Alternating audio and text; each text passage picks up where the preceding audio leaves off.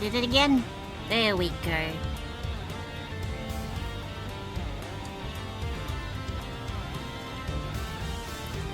Too big for the... There we go.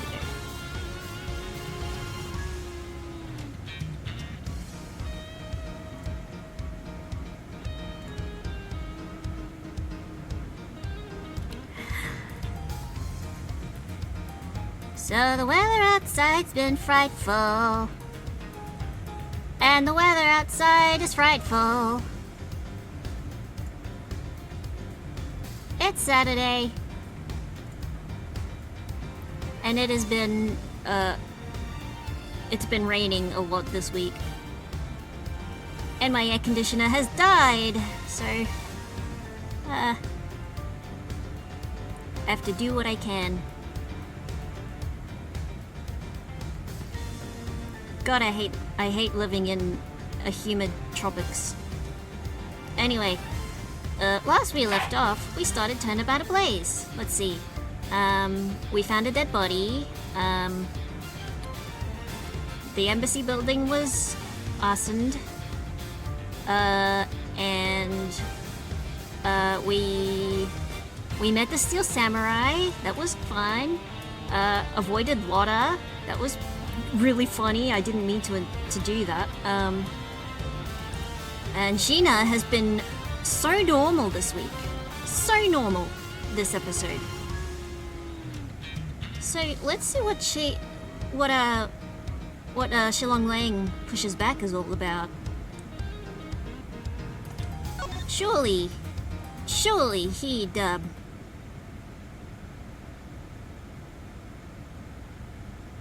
surely he'll be able to make sense of what the heck's going on. March 14th, 7:44 p.m. Theatrum Neutralis, lobby. Also, great news! I'm sober this time.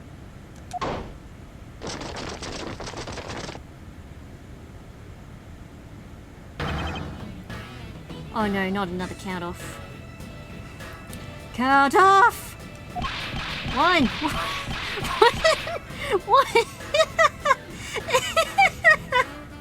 One!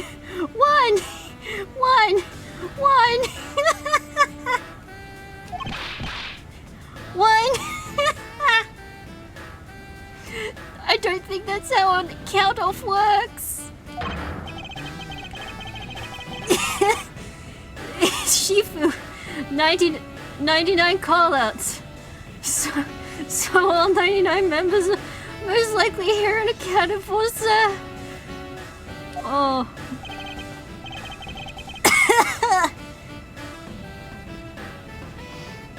Oh, I was not prepared for this. Not this early into the stream. Hey you. Yeah, you. The second number one from my right. Oh, I've completely lost his voice. Sir? Yes, sir? Here. A birthday present for you. Aw, man. That's really nice. It's really pretty. Could it be white chocolate? It is White Day. What? Shifu? I didn't know that you knew all of our birthdays. He only gave out one gift. What do you want? What a kind heart you have. Shifu, you are more of a man than will ever be, sir. Oh, why is this killing me?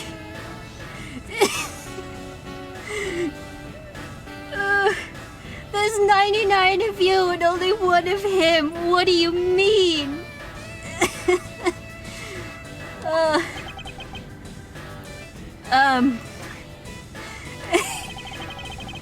I'm really sorry, but it's not my birthday.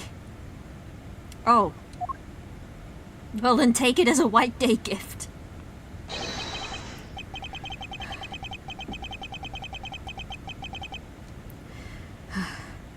Lang just says, a cub who disrespects others soon feels the disciplinary bite of an elder.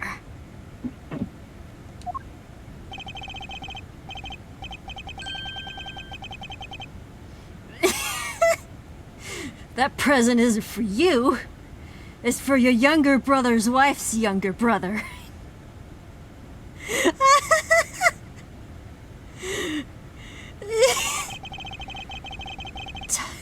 Tell him I said hi and happy birthday, won't you?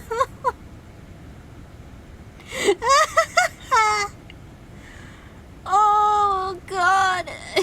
I can't take this. Yes, sir. Oh, there are tears in my eyes. Shifu, I can't believe you remember that much about each of us. It's just one guy. What are we doing?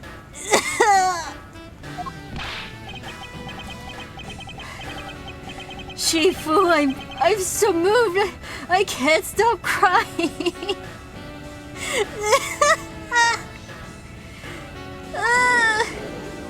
I am about to cry.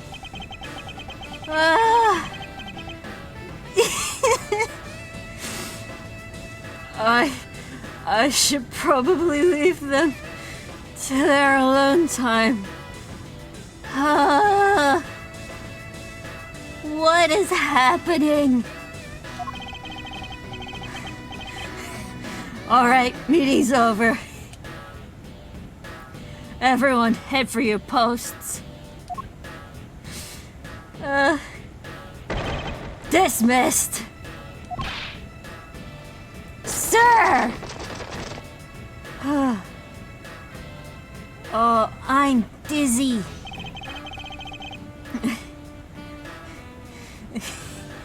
Yo, were you guys there the whole time? I got a call from Sheena, and she's already filled me in. Oh, I'm sure she has. It sounds like you're out to get in my way again. I have absolutely no intention of interrupting your investigation. I simply request that you grant me permission to investigate the Alabastian embassy. And what if I say no? Objection! Agent Lang, this man is my subordinate. As I have received permission from the ambassador, he is to be extended the same rights. Sorry, sis, but it's not that simple. Alabast has the strictest of immigration regulations in the world. Or didn't you know? Really? Even more strict than Australia? Hey-yo! Even among my elite men, about only half of them were admitted into the country. Besides, any more cooks in the kitchen, and we might just spoil the soup, if you get what I mean. Look, nobody told me there was soup. How dare you make assumptions? Make such assumptions. Don't take this the wrong way, but I thought I was in charge of Alabast, Miss Von Karma. Yeah. Hold on. Sorry, I was just moving my microphone. Look, try to understand, okay? Things over in Alabast are a bit of a mess right now. What? What do you mean by a bit of a mess? What the hell did the Steel Samurai do? No one told you? We had an incident in Alabast as well. This is what we call a decision based on the investigation, Mr. Prosecutor.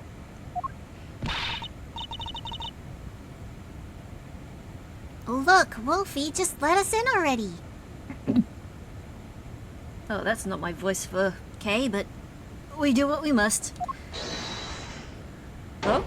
Who's this? Oh no.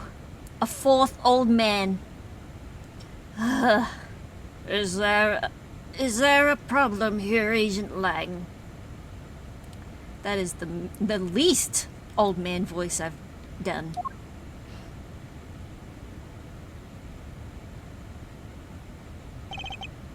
Not really, just having a discussion about whether or not to let these guys in. Ambassador Alba, I ask that you please allow these people to join the investigation. Having a debate because of my country. Hold on. Could I do a... Having a debate because of my country. There we go. That'll do.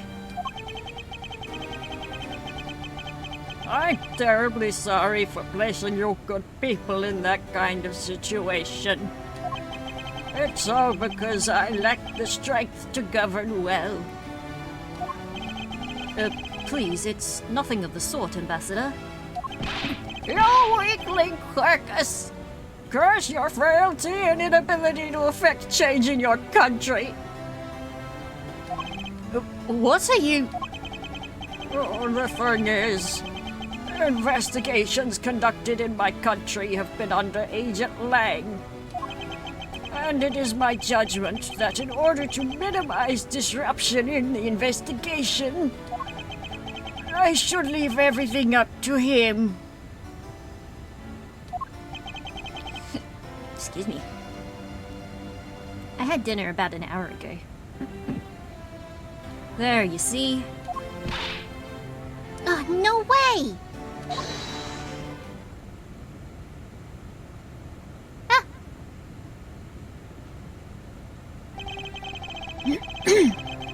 Fuck. What was the voice I gave to this guy?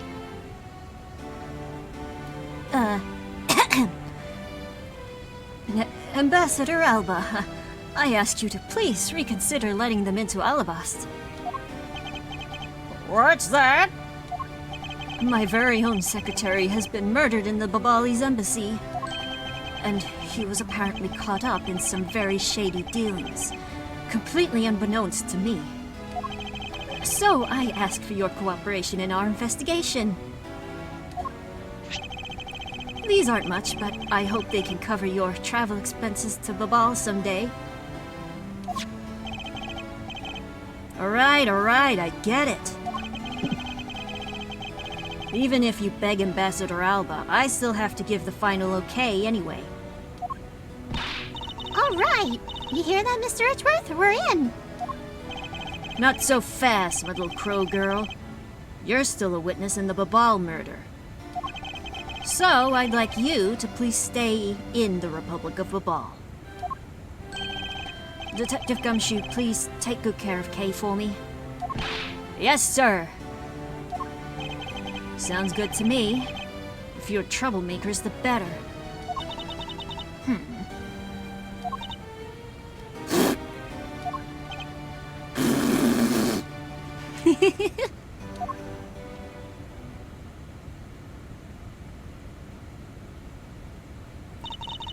Ambassador Alba moves like a slug. Hey, Mr. Edgeworth. Yes? So, I've wanted to ask for a while now, but... that lady over there, is she who I think she is? Oh, that's right. I hadn't introduced the two of you yet. Franziska von Karma, the prosecutorial prodigy. It's nice to see you again. Haha, I knew it! You're the whip lady! You may address me as Miss von Karma. Miss von Karma, I leave the investigation of Alabast in your hands. Thanks. Rest assured, I will outsmart both the smuggling ring and the Yatagarasu. The smuggling ring, huh?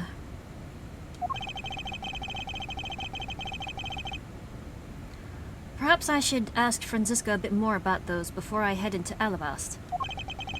And I mustn't forget to thank Ambassador Poleno for all that he's done for me. Yeah. Alright. Let's get straight into it. Excuse me. I had steak and eggs for dinner. You've made so much progress in your investigation in such a short period of time. It's truly amazing. Agent Hicks, whose help I had requested, was cut down before he completed his task. Yes, this is true. There is no room for further failure in my perfect investigation. You've already failed step 1. In spite of that, I believe you were able to obtain some insight into the ring, correct? It was nothing.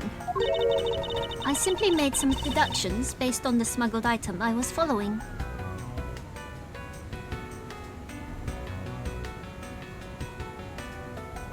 That's an ambulance.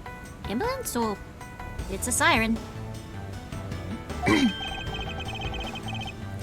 You mean the Babalese ink? Ah, yes. But why are there restrictions on the export of Babalese ink to begin with? That's classified Interpol info. Hold it! Yes. You said that last week. Franziska, as your subordinate, I am a part of your investigation now. Don't you think it would be beneficial if I were as well informed as you? Point taken. Very well. I will fill you in. Recently, we discovered some very well-made counterfeit bills circulating in Zhangfa. Counterfeit bills? Yes. Pink! Short for Babalese ink. I think. Yes, as you may have deduced. The counterfeits are being made with Babal's special Babalese ink. Or Bink, as some call it. And it is virtually impossible to distinguish bills made with Babalese ink from real ones. What? How does... So, what? Is Babalese ink just not actually that different from usual ink? Because, like... Ink is, you know, ink is made of things, and if you have two different batches of ink, you'd eventually be able to find, like, the differences. Unless there's some weird property that just, like, in Babalese ink, that, like, there's, like, an alcohol or something in it that evaporates really quickly as it dries. I don't know. Thus, it was only natural for Interpol to keep an eye on the Republic of Babal. None of this is making any sense to me. And that's where this document comes into play, correct? Correct. Mr. Cochin was smuggling large amounts of Babalese ink. Furthermore, he was charged with running the embassy's printing equipment. That's true. Ambassador Poleno did say that. That is all the evidence I need to know. Oh, that's all the evidence I need to know that he was the head of the smuggling ring. However, there remains one tiny problem. Let me guess. You still have yet to find the counterfeit bills, or the smuggled ink. Yes, and while we're listing things, I may as well add the counterfeit plates to the pile. Since we haven't been able to locate any of these items in the Babalese embassy... Oh, neighborhood dog's going off. My window is open, so any background noise that I hear, you'll probably hear, which is why I was worried that you'd hear rain on my stream tonight. Because that would mean the broken roof gutter would start making a large whoosh noise, as it has been. We are looking into the Alabastian embassy next. It doesn't matter where they're hidden. Mark my words, I will find them. Counterfeit bills. It's hard to tell that they're fake. Interesting. Paleno. Ambassador Paleno, I am in your debt. No, it's nothing. Because it's about all I can do for you, I'm afraid. I only ask that you please bring Manny's killer to justice. I will, Ambassador. On my honor. Ah, wow. You are so sensational. You've really piqued my curiosity. I know they aren't much, but know that I am giving them to you wholeheartedly. Coupons! No, that's quite all right. Oh, well, how about this then? A really big coupon. Bink!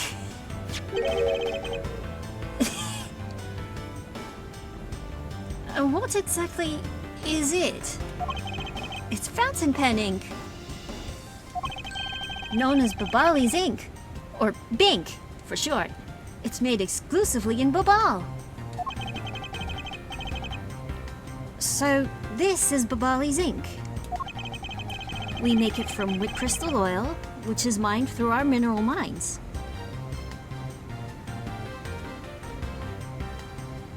As opposed to the vegetable mines, right? Please accept this ink. One dip of your fountain pen in this, and you could write for hours in your organizer. How fortunate for me. The ink in my pen just happened to have run out. I gladly accept your gracious gift.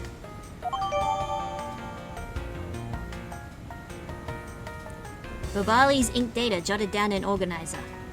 Not with the ink, of course.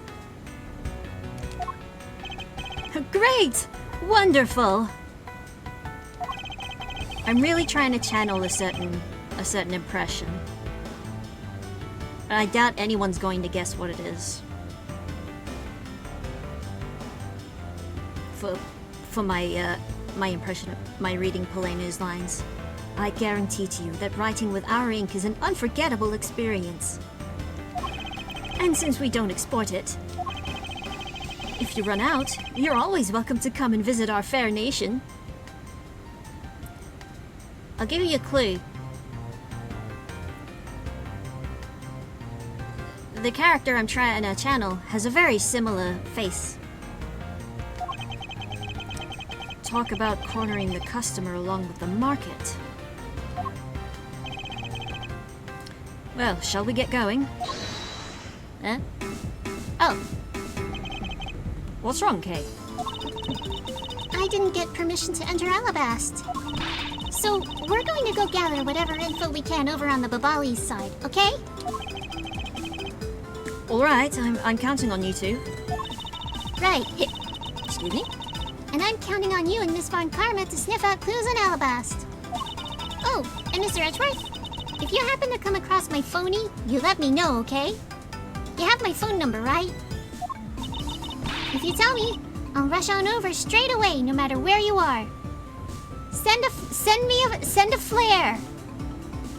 Throw a boomerang. Anything.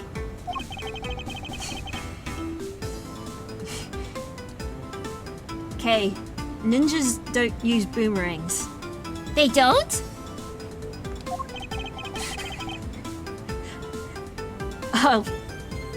I'll let you know when the time comes.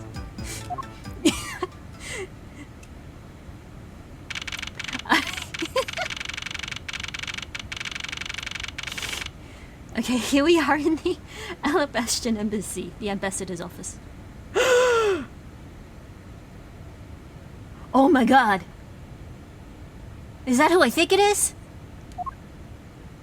No! Hmm?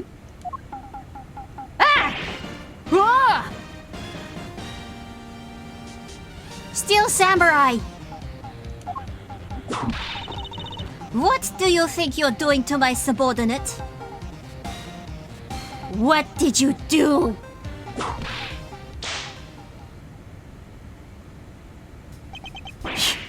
Yo!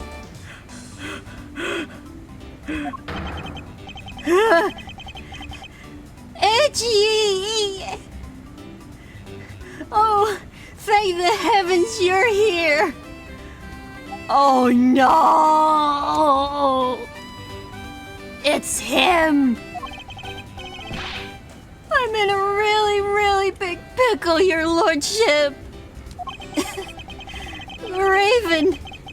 It appeared, puff, and then disappeared, swoosh! And although I am the Steel Samurai, my sword, I'm so confused.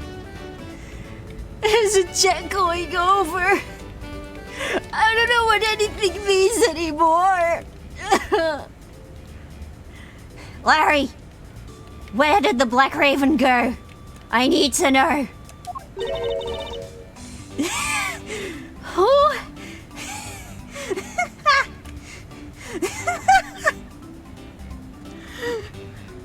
Who is this fruitcake? Excuse you. I'm right here.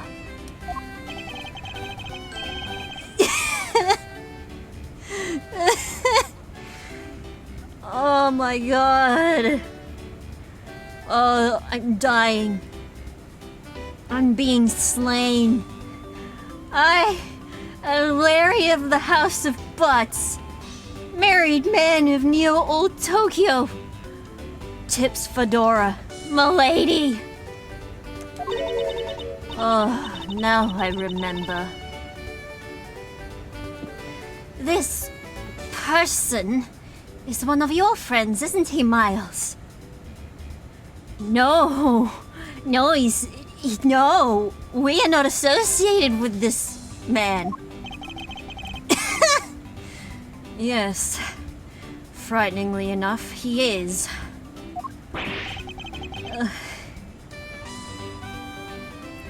Oh, that's a brave man to admit such a thing. I salute you, sir. Hey! What's up with that answer? Your best bud's in a bind and you act like it's no big deal. I never said you were my best bud. And what sort of bind are we talking about here? The suspect kind. I accidentally became a suspect in a murder. A murder. I see. That is quite the bind. Not that we are in the least bit surprised. Oh, my head. My head, I'm lightheaded. I'm dizzy. Yes, I pretty much expected this news. From the instant I saw this unlucky face.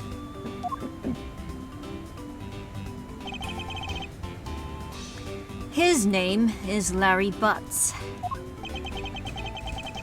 I've known him since grade school, and for as long as I've known him,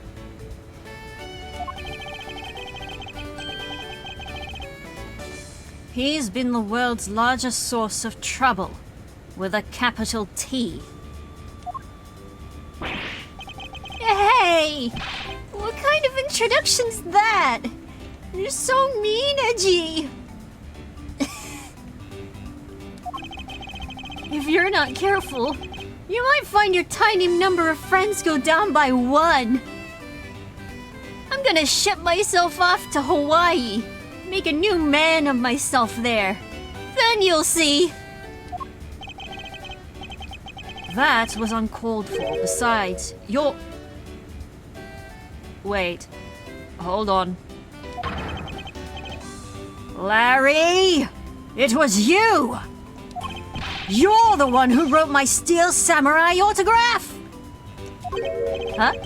Oh, you didn't notice earlier? I even winked at you through my headpiece.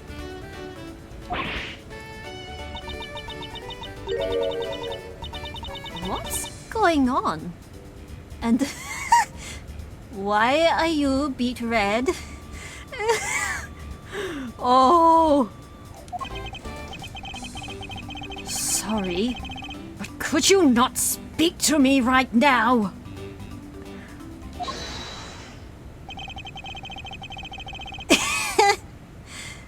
Sorry, am I interrupting your comical yet melodramatic play? Yes. By all means, please interrupt. Aha. So this is the incident you mentioned earlier.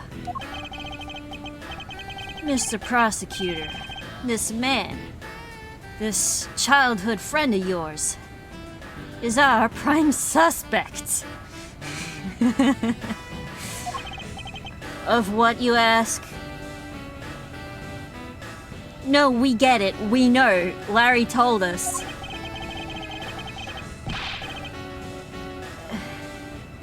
Of the murder of a man who had snuck into this embassy. Mask to Mask 2! Insert John Vici gift right here. Was that his name? John Vici? James Vici? Robert Vici? The Peggle 2 guy. You get it? Mask to Mask 2?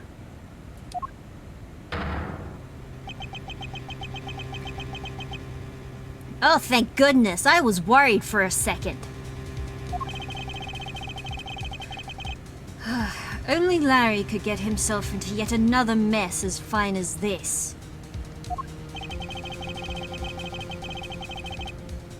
But no matter what the facts seem to say, Larry is not the type to commit murder.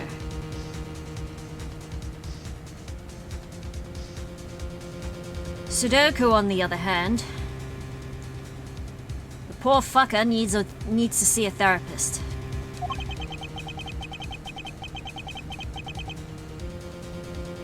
Still, it's a rather daunting stroke of misfortune I've struck. I have to prove that Larry Butts is innocent of all wrongdoing. Shifu, we've identified the victim. Don't tell me. His name is Dead Man Jr. Good work. I'll take that report now. Agent Lang, would you mind if I took a peek at it as well? What did I tell you earlier, Mr. Prosecutor? Don't get in my way. There's only enough flesh here to feed one wolf, and that wolf is me!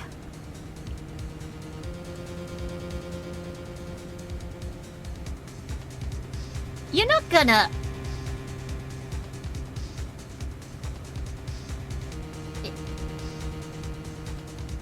Sorry, hold... Time out for a second. Whose flesh here?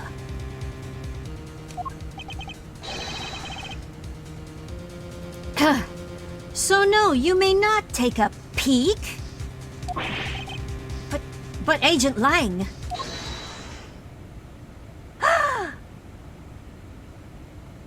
Grandpa! Agent Lang. Shit.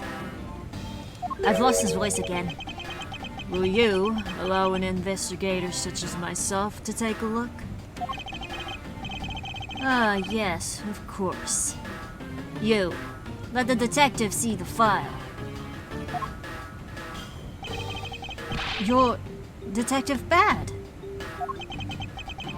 You're the prosecutor, Mr. Edgeworth, right? Fancy meeting you here, Detective. You haven't changed. At all, actually. You weren't expecting me? Ever since that day 7 years ago, I've chased after the Yatagarasu, non-stop. I even pressured Interpol into keeping me in the loop, in case a card was ever found. Ah, my hands have pins and needles. Because of the the loss of blood to my head. There's an incredible dedication to the case. Detective Bad knows the Yatagarasu's MO very well.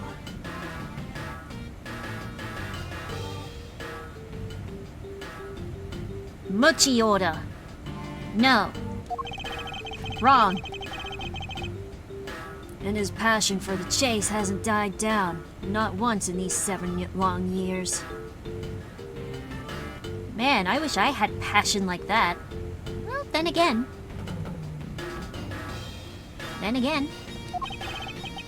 I have been an artist for more than 20 years. That's something I can respect. But Detective Bad, I must ask, are you gonna make an ally out of this prosecutor? Lollipop. Oh, he's got the strawberries and cream chupa chup. My only goal is to arrest the Yatagarasu. If he can get to the bottom of this case, then I'm willing to share info with him. I'm in your debt, Detective Bad. Yeah! Whoa! Initial investigation. About the matter of Damask 2, would you be willing to fill me in on a few of the details? When the Yatagarasu showed up, Agent Lang and I took ourselves off of guard duty and put ourselves in charge of directing things at this crime scene.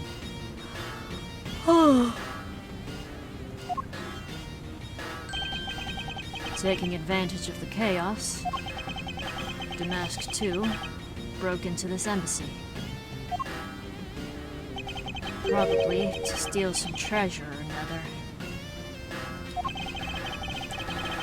And I suppose he lost his life when he was forced to fight someone else in this room.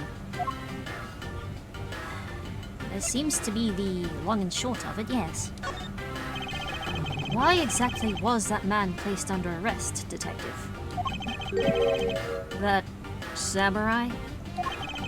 He was born looking suspicious, but not for the reasons I suspect, I assure you.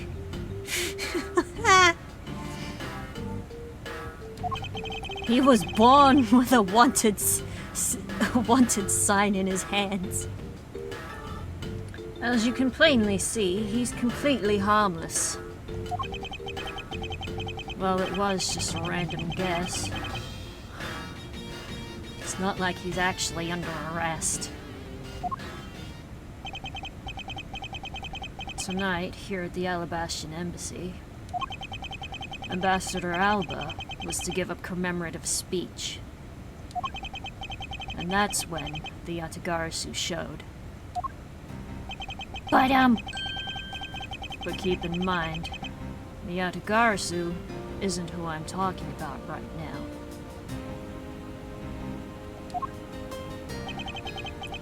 Those seats for the guests who'd been called to sit in them were empty. They were empty. A no-show. Who was it that failed to take their seat? The Steel Samurai. Until the speech was to begin, each member of the entire Steel Samurai family was to wait in a separate room. However, for some weird reason, that man, あの人 was was spotted in a different location to his assigned room at that time. And where was he? He was on the roof with one of his legs down chimney. What the hell? Larry! That chimney leads directly into this room.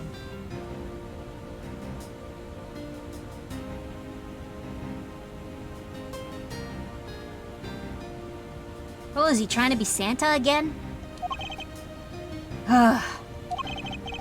Larry Butts, you've really outdone yourself this time. What were you thinking? In any case, I believe it is high time for me to start my investigation.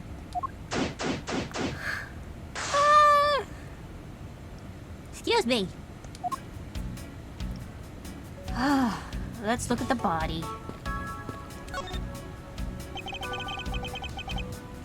So this is the victim, Damask 2. Or Damask 2nd? Damask Jr. Electric Boogaloo. What is it with his gaudy outfit?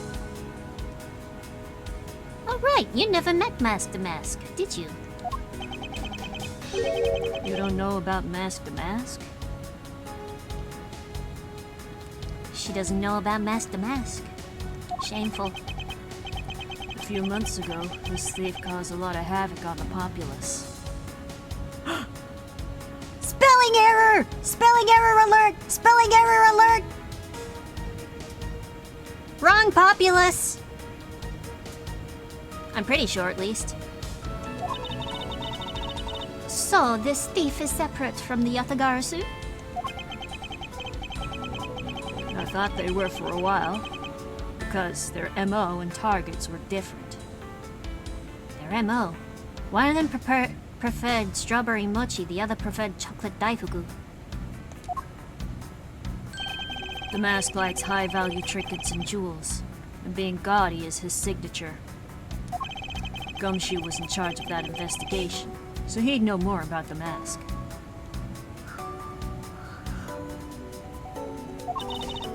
That's alright. All I'd probably hear are tales of his failures anyway. You haven't changed a bit, I see. In any case, let's get started here, shall we? I won't rest until I've investigated every suspicious nook and cranny. What do we got? Dead body. Ladies and gentlemen. I mean, can you believe it? There is not a single shred of fashion sense in the mask's costume. Well, at least I can appreciate the great effort he must have put into making it. You two don't know? You can buy this costume almost anywhere now. It's being sold? Since when? Since around New Year's. The streets are practically flooded with them. Oh gosh. When was 3 set? Was it 3-3? I'm pretty sure that's it. The case with the original Mask to Mask. Or was it 3-2?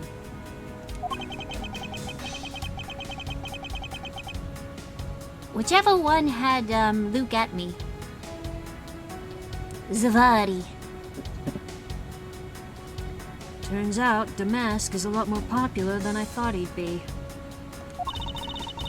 I can't believe that foolish fool would dress in fool's clothing to act so foolishly. We got your point about 3 foolishes back, Franziska. Under the mask. It turns out it is Luke at me. Oh no! I thought that the mask had quit the business. This guy, he's just a copycat using the name. A phony successor. He's just another petty thief. Crap. have a pimple right where my cheek meets my nose, and every time I go to like yawn, it hurts. It stings. It's annoying. His real identity is an out-of-work guy by the name of Kashi No. Oh. He's 29 and wanted on larceny charges.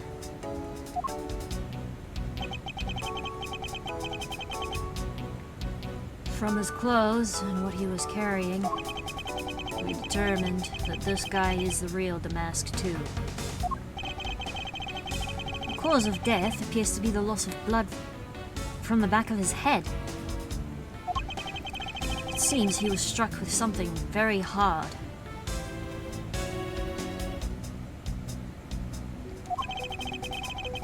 In other words, he was bludgeoned to death.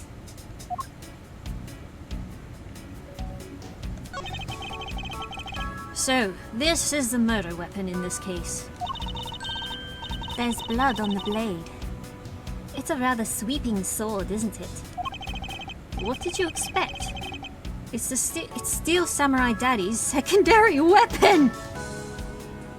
Edgeworth, you did not just call him that. Edgeworth! Miles! I only call it his secondary because, although he uses his sword in most battles, it's his trusty samurai spear that he turns to in a real fight. You shall know quite a bit about the Steel Samurai. It's only because I saw the stage show earlier. Don't lie. Well, he's lying through omission. The owner of this sword is the Steel Samurai. Or in other words, Larry. I should probably ask him about it. As detrimental as it would be to proving him innocent. Ah, my eyes. My right eye is twitching and my left eye feels weird. Oh, a note! Ah, another plane's going over. What's he holding? Looks to be a piece of paper from a notepad.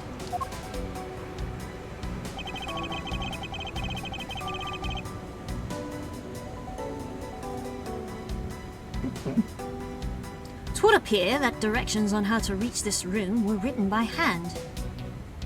Weird. There's something written on the back as well. Oh, it's a letter. What does it say? It says C, for cranberries. I'd like you to steal the Primaduck statue in this room. What is that supposed to mean? Who writes a note to themselves like that?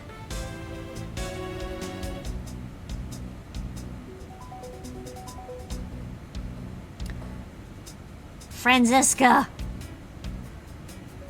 Francesca! I am putting my hands on the sides of your head and I am looking at you right now. Francesca! If I had to guess from the text, I would say that this is actually a request from someone about what to steal. Just who is the person that requested the theft of the Primaduck statue?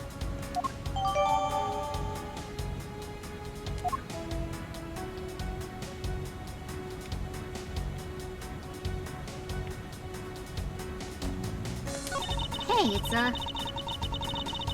it's a burglar's pattern cloth.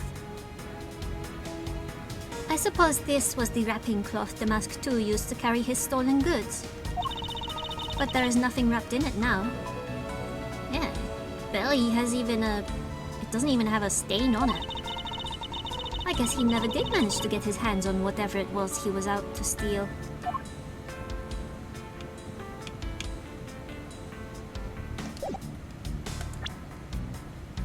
What can we look at?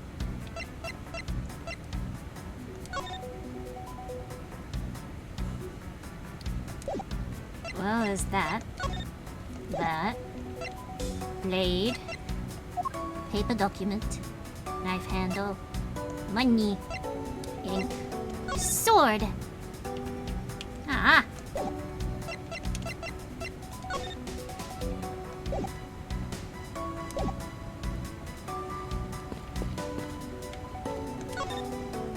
Detective Bad, I present to you some stuff. What do you think of this? So he clutched this note as he went about his business. He was a poor excuse for a criminal. I know. On top of which, he was only following in someone else's footsteps. What a small fry. I've been a detective for a long time.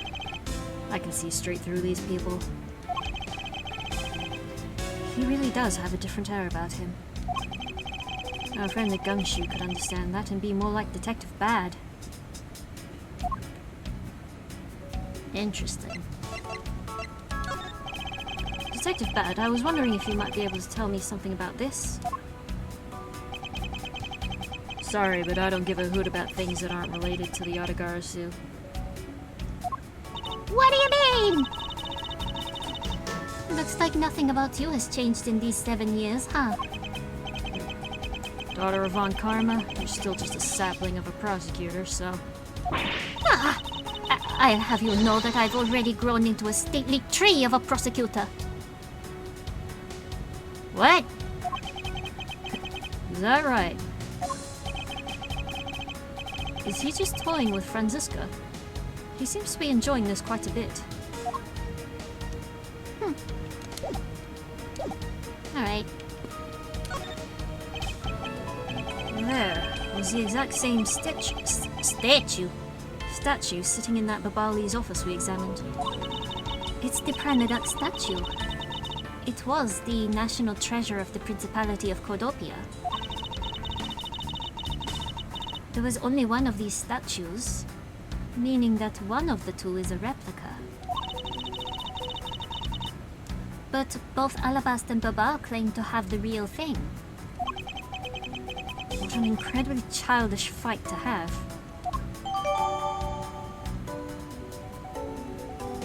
The Nat treasure. Not to be confused with a Nat 1 or a Nat 20. Or Nat passing flight. I won't rest until I've inspected every suspicious-looking nook and cranny. Point. As we click on the statue's sword. It's a Primaduck statue. There was one of these on the Babali's side as well. I hear it's very valuable and made of pure gold. It was the national treasure of Cordopia. There was only one of these statues, meaning that one of the two is a replica. But both Alabast and Baba claim to have the real thing, and won't budge from either claim. Oh, that's literally what I just looked at. I'm very good at games. The counterpart to the Babali's butterfly is the Alabastian flower. The butterfly and flower. They're both lovely things. But can we interpret this to mean that Alabast provides honey to Baba? Franziska, can't you come up with a more meaningful or profound comment? Oh, very well then. Let's hear what sort of profound comment you can come up with. Well, flowers cannot survive without the butterflies that spread their pollen. And butterflies cannot live without the nectar the flowers provide. If either one were to disappear from the equation, neither would survive. How was that, Miss Von Karma? Your explanation took so long that I nearly fell asleep. Well, let's continue the investigation. Oh, Franziska, why can't you admit I had something there? Knives. There was almost the exact same wall mount for the knives on the Babali's side. But I can't see any of the details from this distance. Let's go over there. There are some weapons on display on this wall. crossbow under that. A set of knives bearing a flower motif. They must be the counterparts to the Babali's knives. Which means that the blades inside these scabbards should match the blade that was used to kill Mr. Cochin. I won't rest until I've inspected every suspicious looking nook and cranny. Knives adorned with flowers are on display here. I suspect that these are the counterparts to the Babali's knives.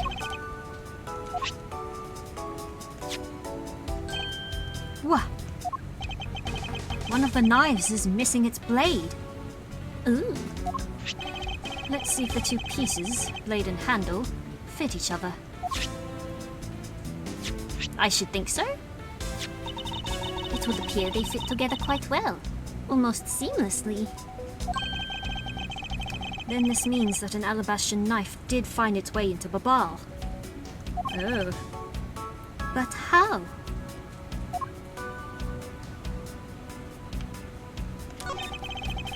I think I know. I just need a few more moments to get some... What the hell is that? I only just noticed the thing on the left. Why is there a weapon on display in a place like this? I wonder why there are no whips on display here. Those are at back. Past the bead curtains. And mood lighting. Don't worry about it. It's the Steel Samurai's primary weapon, the samurai spear. Isn't it awesome? I totally fell for this thing. I've also fallen over it multiple times. It's sleek and shiny, just like my heart. It comes at you like whoosh! When you hold it, you just want to live life like BAM! You do well to watch what you say, Larry. Although it is just as Larry says, the spear is quite the symbol of valor. I agree. I do like a good spear. However, speaking of spears, aren't you supposed to use them by thrusting the point straight into your opponent?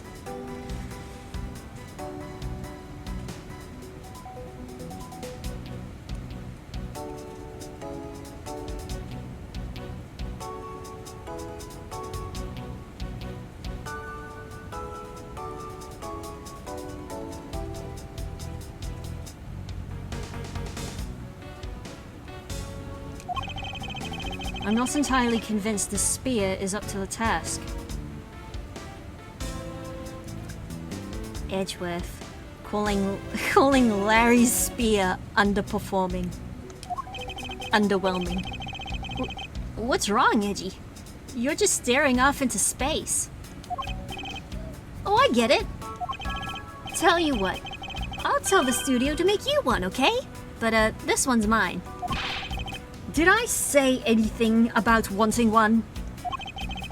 Maybe I can shut him up if I show him that piece of evidence. That will point something out about this spear.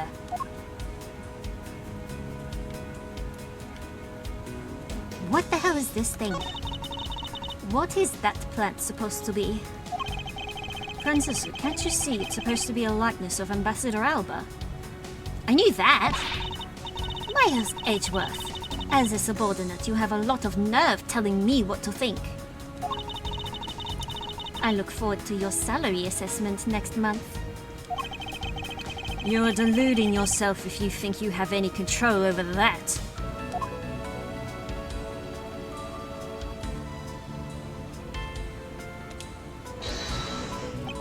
Is this spot somehow connected to any of the evidence I hold?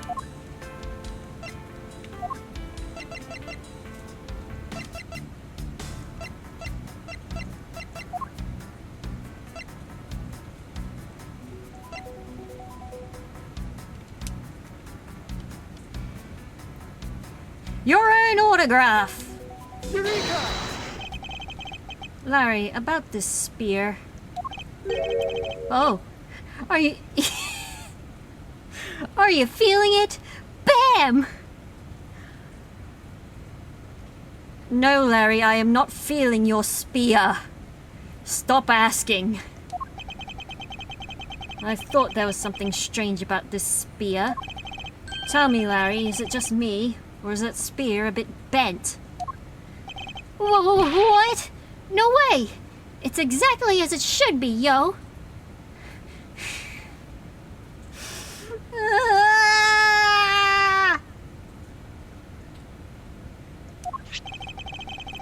It just bends like that, okay? Don't worry about it. I have here the autograph you wrote for me earlier. Now take a good look at this, which you drew with your own hands. Take a look at this autograph. You can see that the spear is clearly of a different shape. Ah! What do you have to say to that?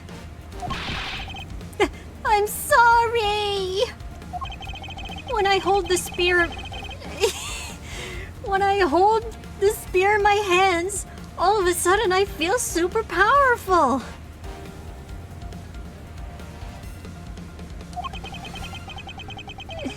And then during practice I was spinning it around and around. And bam! It hit the wall! You're unbelievable! This is an embassy! But I've always been like that ever since I was a kid. Oh my god. One time on an overnight field trip, I bought this fake sword and I played with it late that night. No!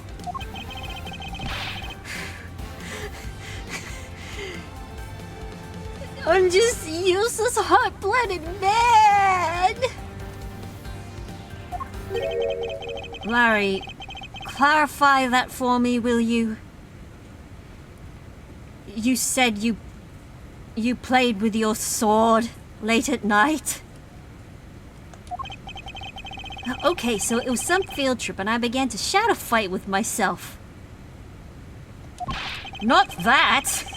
I meant what you said earlier about spinning the spear and hitting the wall. Oh, that! It's no biggie. It's not like a...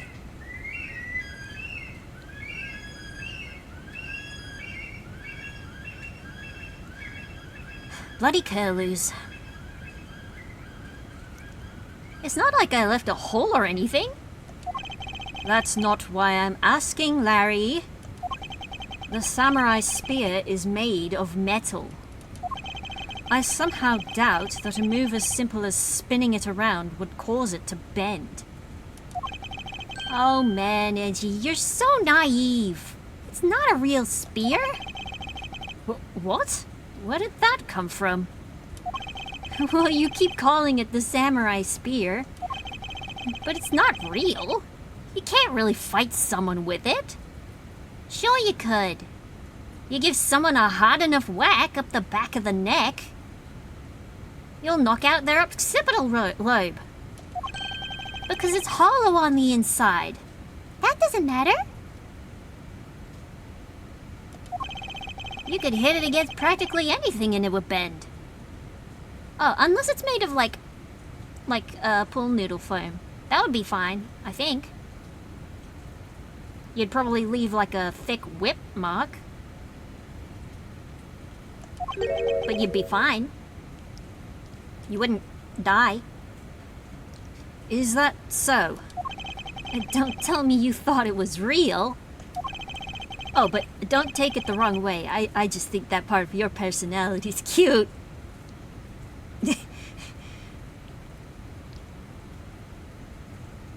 Oh, God. I see.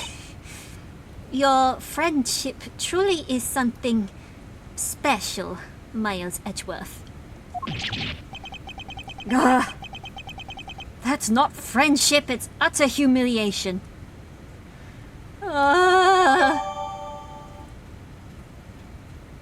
Oh my god, it looks worse from this angle.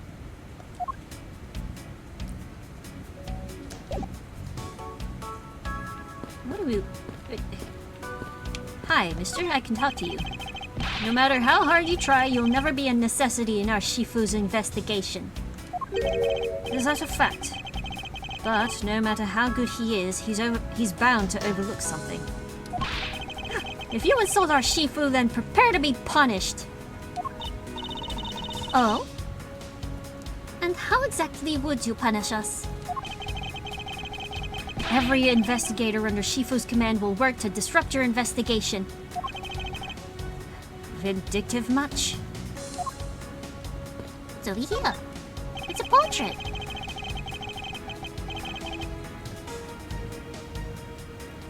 The person shaking hands with the steel samurai in this picture is Ambassador Alba. It was taken just before the murder. And the steel samurai must be very popular.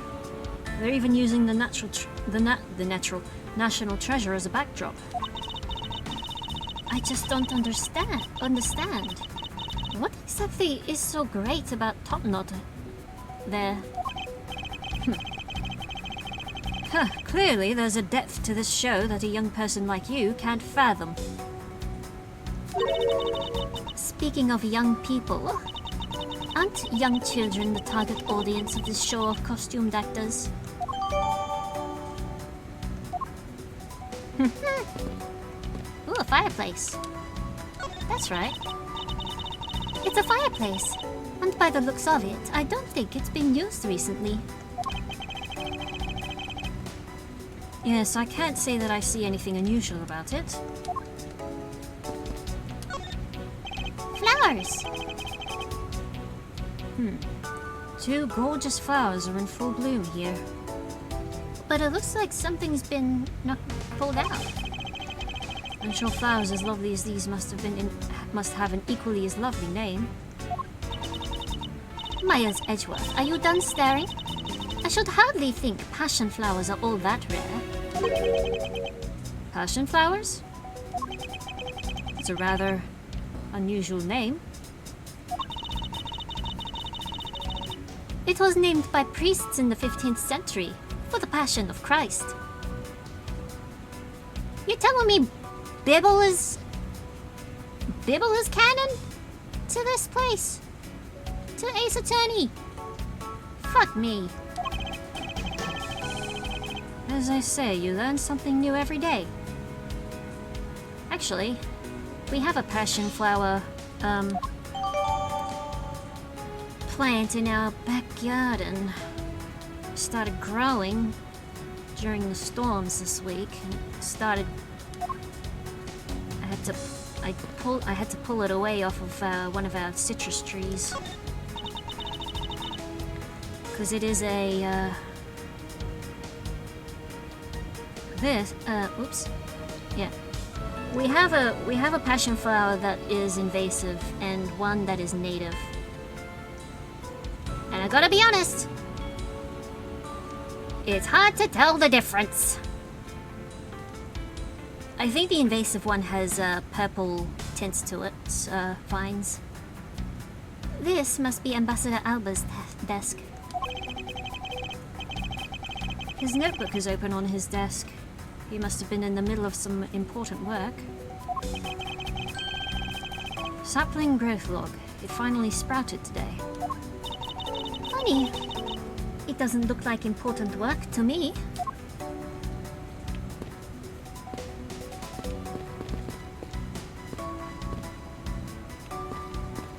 Alright, Larry. Larry, there are a few things I need to ask you about. Hey, how about that? I've got a few things I've got to ask you, too. What is it? It's like... both you and him. How is it that the two of you always manage to have some cute or hot girl by your side? Are you speaking of my sister, Butts? Francie, what about that promise you made to me? promise? What promise? The one where you said you'd model for my next book. Franzie's whippity-whip trip. Unfortunately, that did he did ask her that in I think it was the third game. Yow! I made no such promise. Ever since grade school, we've had a certain saying about Larry. When something smells, it's usually the butts. One needs to look no further than this man to find the king of troublemakers. Alright, still samurai. As I recall, weren't you calling yourself Laristo Nim now? That's Donim. Loris Donim. Get that straight in your head, Edgy. How could you hear my misspelling? Ow! Ah, now I remember. You're that rude, pale imitation of a real artist. No, you've got it all wrong. I gave up on that whole Reese business. Besides, when Banjolina left me and my heart in pieces, that's when Mindy walked into my life.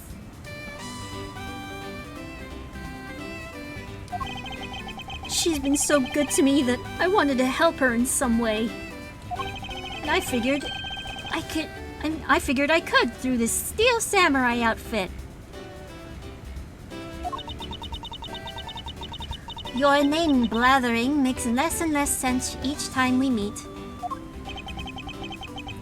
I believe he's saying that he picked up this part-time job as the steel samurai so that he may attempt to capture the heart of the actress who plays the Pink Princess. You got it! I knew you'd know what I meant, Edgy. How did you know that? Don't worry about it. Not really. It's not so much as I understood, but a simple deduction based on your usual mochi order, Larry.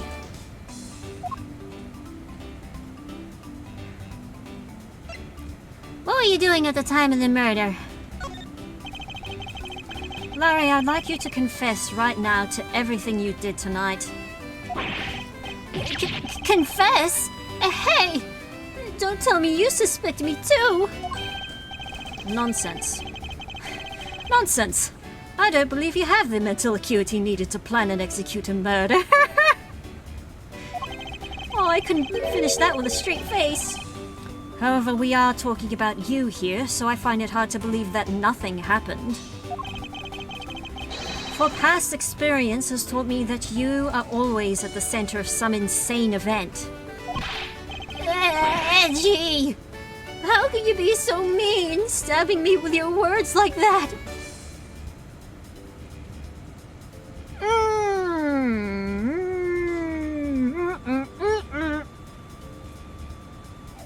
Too easy. Unfortunately, I don't have the time to search out a key to unlock your heart this time. So I suggest that you cooperate and tell me what you know. Okay, I get it. Just stop Francie from whipping me from behind. Stop her from whipping my behind. So, I guess you know what I did, right, Edgy? I can't even begin to imagine. However, I imagine that whatever you were up to was probably beyond my imagination. So you will tell me what exactly you did, Larry. No, not yet, Edgy. It'll take more than that to loosen my lips. Would a certain someone's empty can of Suntory seal the deal? Sweeten the pot, as it were? A lot more! Confess now. Oh. Okay. Well, I was up on the roof. And why exactly were you up there? Oh, you know, that wintry custom in the legendary hero. Santa Claus EX. Legendary hero. Hero? Santa Claus! I was joking before. Santa Claus. I wanted to do that thing he does. So I climbed up to one of the chimneys. But when I got there, there was smoke pouring out of the chimney. Oh, really? And? Well, I couldn't go down the chimney with smoke coming up, right? So I gave up. Objection! Larry, you do realize that Santa Claus does not exist, right?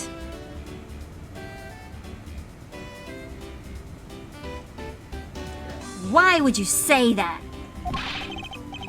Of course I know! I did graduate from junior high, you know. Oh, God. Did you graduate grade 12? And you should also understand this. If Santa was real, he would be the biggest unlawful trespasser in history. Ah, crud! It is your attempt to imitate Santa that has landed you as prime suspect in this murder. Oh, come on, man. What's so wrong with pretending to be Santa?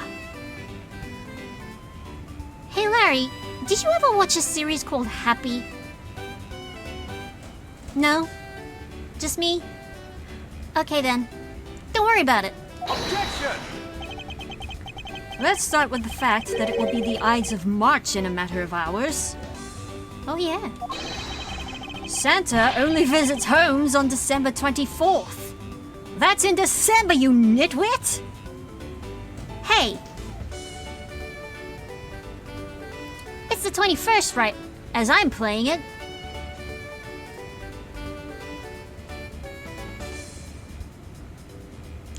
Yeah, either way, it's not Christmas. No! Hey, wait a sec. We're not in court.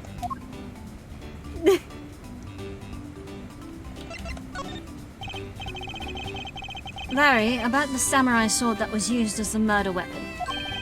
Oh, that. Well, I shook hands with the ambassador in this room, you know. Yes, apparently you did, according to the photo. And, well, I totally forgot about it and left it behind when I left afterwards. Oh no.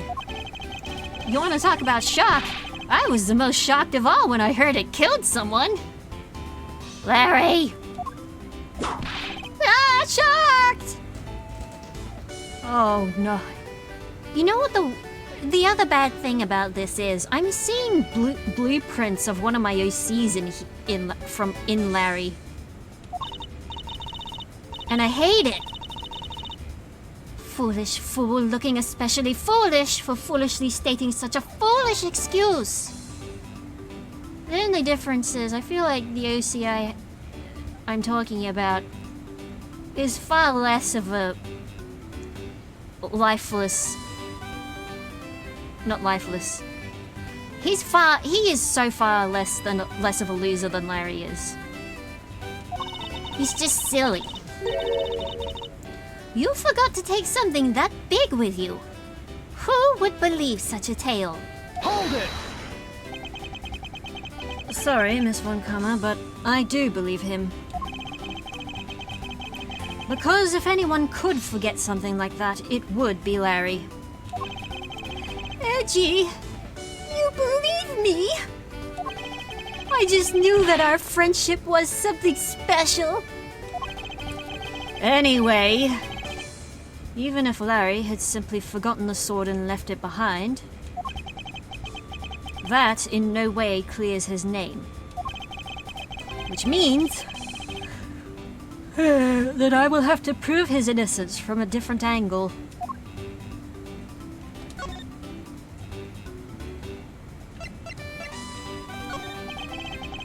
Larry, I wonder if you might know what this is. Nope, not a clue. You didn't even look at it. Nah, that's because the only thing I can see right now is the form of my lovely Franzi. Oh, in that case, allow me to help you sear my form into you for all eternity. Ah! Whippity! Whip! Trap! Oh, he's dead now. Now this is a trip I'm willing to endorse, especially if we can finally get some peace here. Oh my god! Ah! I need a minute.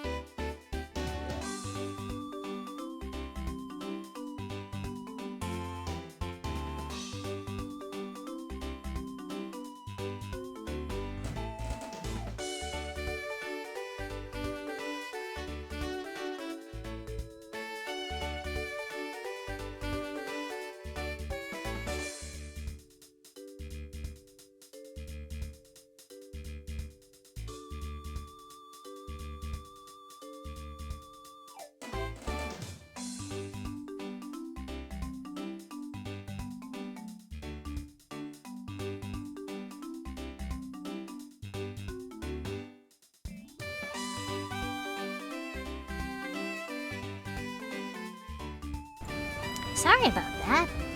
I was interrupted. Mom wanted to know if I wanted to go Christmas shopping tomorrow. And also, I got a letter that I took a quick squiz at. I just need to take a sip.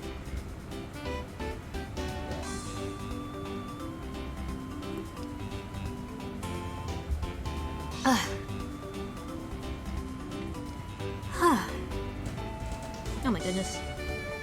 It's been an hour 30 of stream already. I feel like I should take a break because the heat in this room is gonna get to me, especially because I need to shut the door so nobody outside hears me. And so nobody watching this VOD can hear people outside my room. I might make myself some tea. Tea's good for cooling off.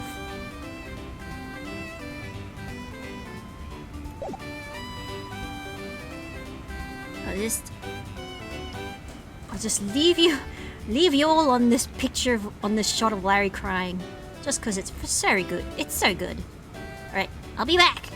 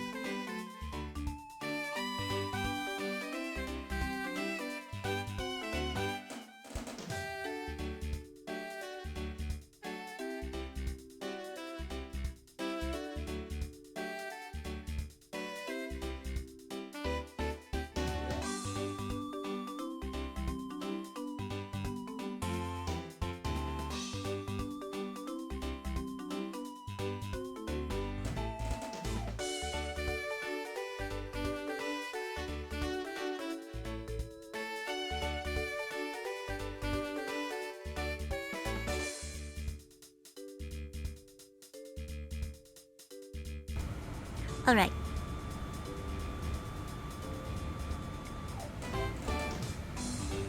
I am back. I've made myself tea. Although, I don't know if I can call it tea, because I did something with it. I added hot chocolate mix. So it's like a tea hot chocolate mix. I don't know if it has like a name for it or anything. It was a thing I tried the other week and it was really good. Yeah, just picking up my controller. Alright. What can we present to this joker? Well, not that. I hate the fact that my microphone is sensitive enough to pick up that. Or rather, maybe it's my controller is loud enough. Is this you? Oh hey! It's the Steel Samurai! I want you to answer this for me, Larry, and depending on the answer, I may let you live. The Steel Samurai that was up there on that stage. Was that really you? Yep, sure was. Larry! You! Steel Samurai Sushi Slash! Ah! I was moved by the performance of this man? This completely useless, worthless bum! I fear I may never recover from this.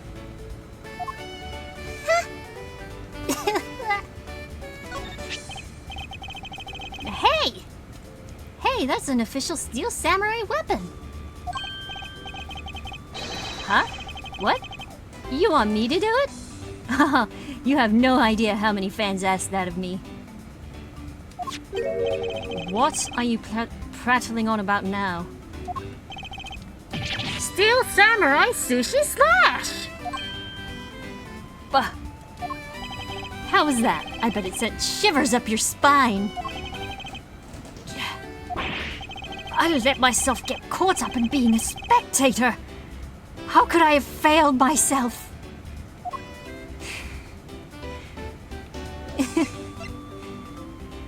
God. It's so funny. Oh.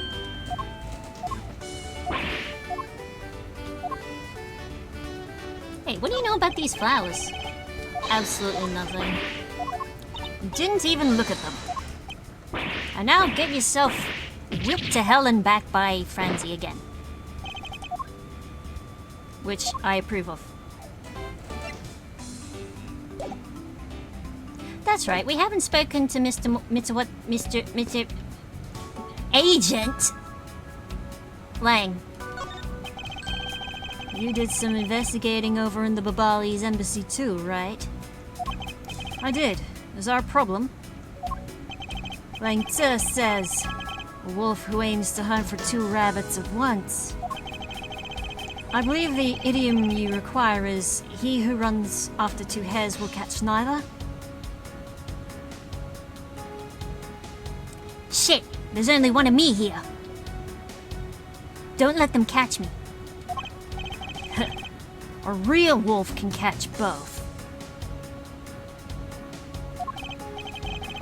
I see. So, what are you trying to say, seeing as how I am currently handling 2 cases?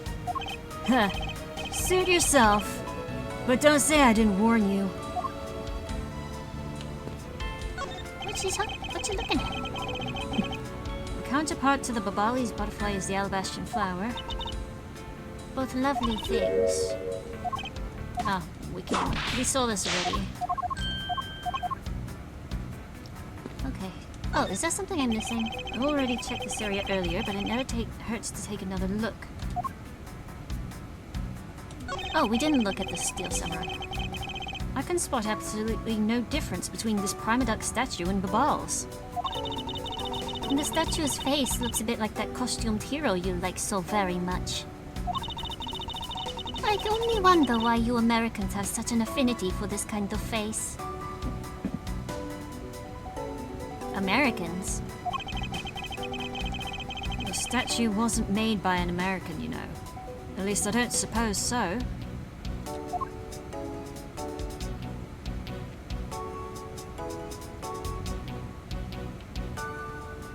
Oh, was that it? Really?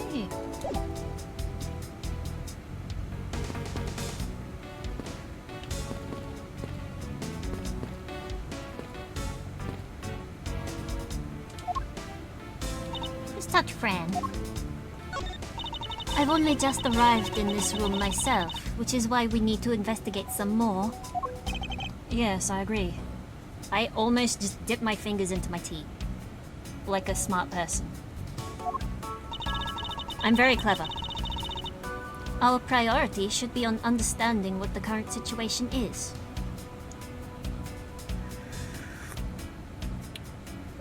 Oh!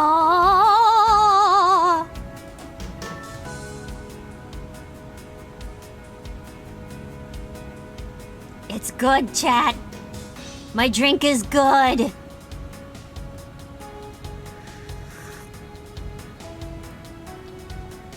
Ah. Earl Grey tea. White chocolate, hot chocolate mix. Try it. Please.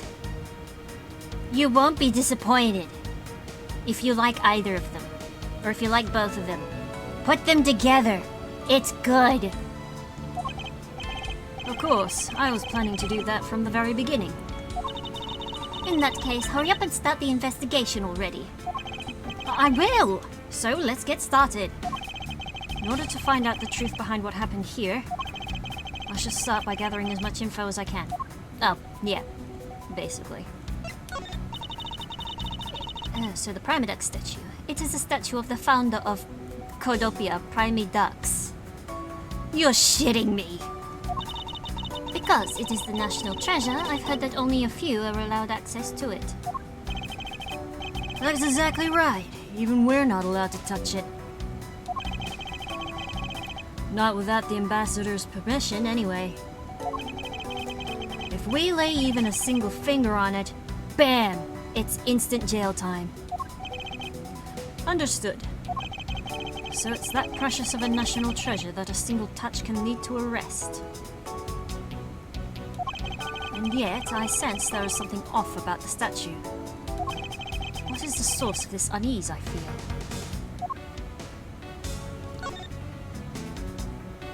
Well, I mean... Miss Wakama, what do you think of this piece of evidence? Oh, it's the same as before. Okay. How about this? Oh, still the same. Spear. Not my kind of weapon. Hey, I got this ink. Recently, incredibly well-forged counterfeit bills have been found coming out of Zhongfa. Counterfeits made using Babali's ink, that is. The smuggling ring that I've been chasing is the group behind the whole operation. But mark my words, no one involved in it will escape my whip. They will all know pain. Dang. Huh. What am I getting whipped for? Oh, okay.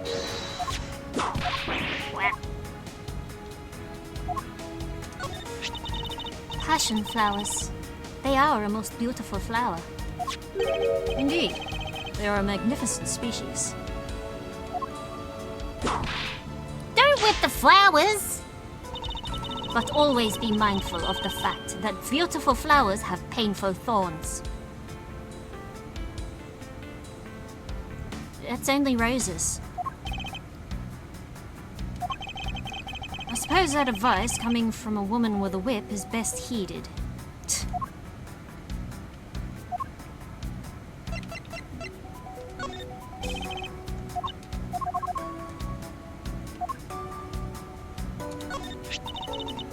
We were able to finally obtain this proof of the smuggling operation through Interpol. So remember to take extra care when handling it, my subordinate. She's enjoying the power trip of calling me her subordinate just a tad too much.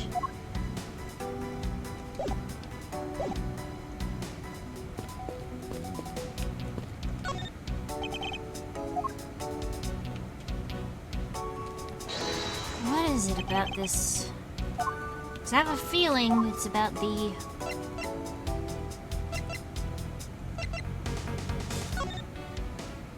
So that's the one in so that's the alabaster one. This is the Babalan one.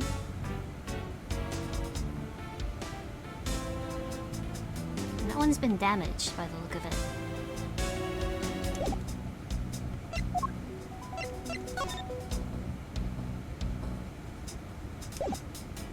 It has to do with this, doesn't it? It's all shiny, but... Oh, wait, I see it. It's been moved. Eureka! Look at this photo! And tell me what you find out about this scene, Miss Von Karma. The apparent joy on the ambassador's face as he shakes the top knot's hand. That's not it. I was trying to point out that the statue in the photo was facing a different way. Oh, you're right. This statue was a national treasure. As such, only an ambassador or secretariat-level person is allowed to handle it. Either that or a horse named Secretariat. The fact that the statue is facing one way in this photo, and now it faces a different direction in this preserved crime scene, is proof that someone touched this statue around the time of the crime. Gasp! I guess that about wraps up my investigation.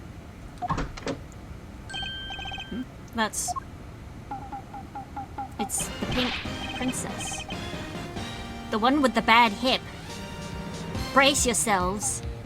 Yo, Pink Princess! How are you feeling? Still feeling ill?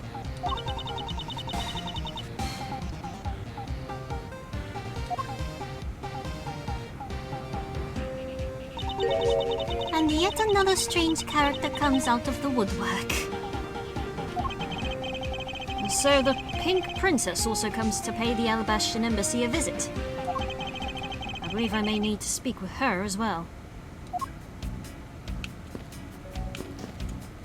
Hi. Miss Pink Princess, I have a few questions I'd like to ask you.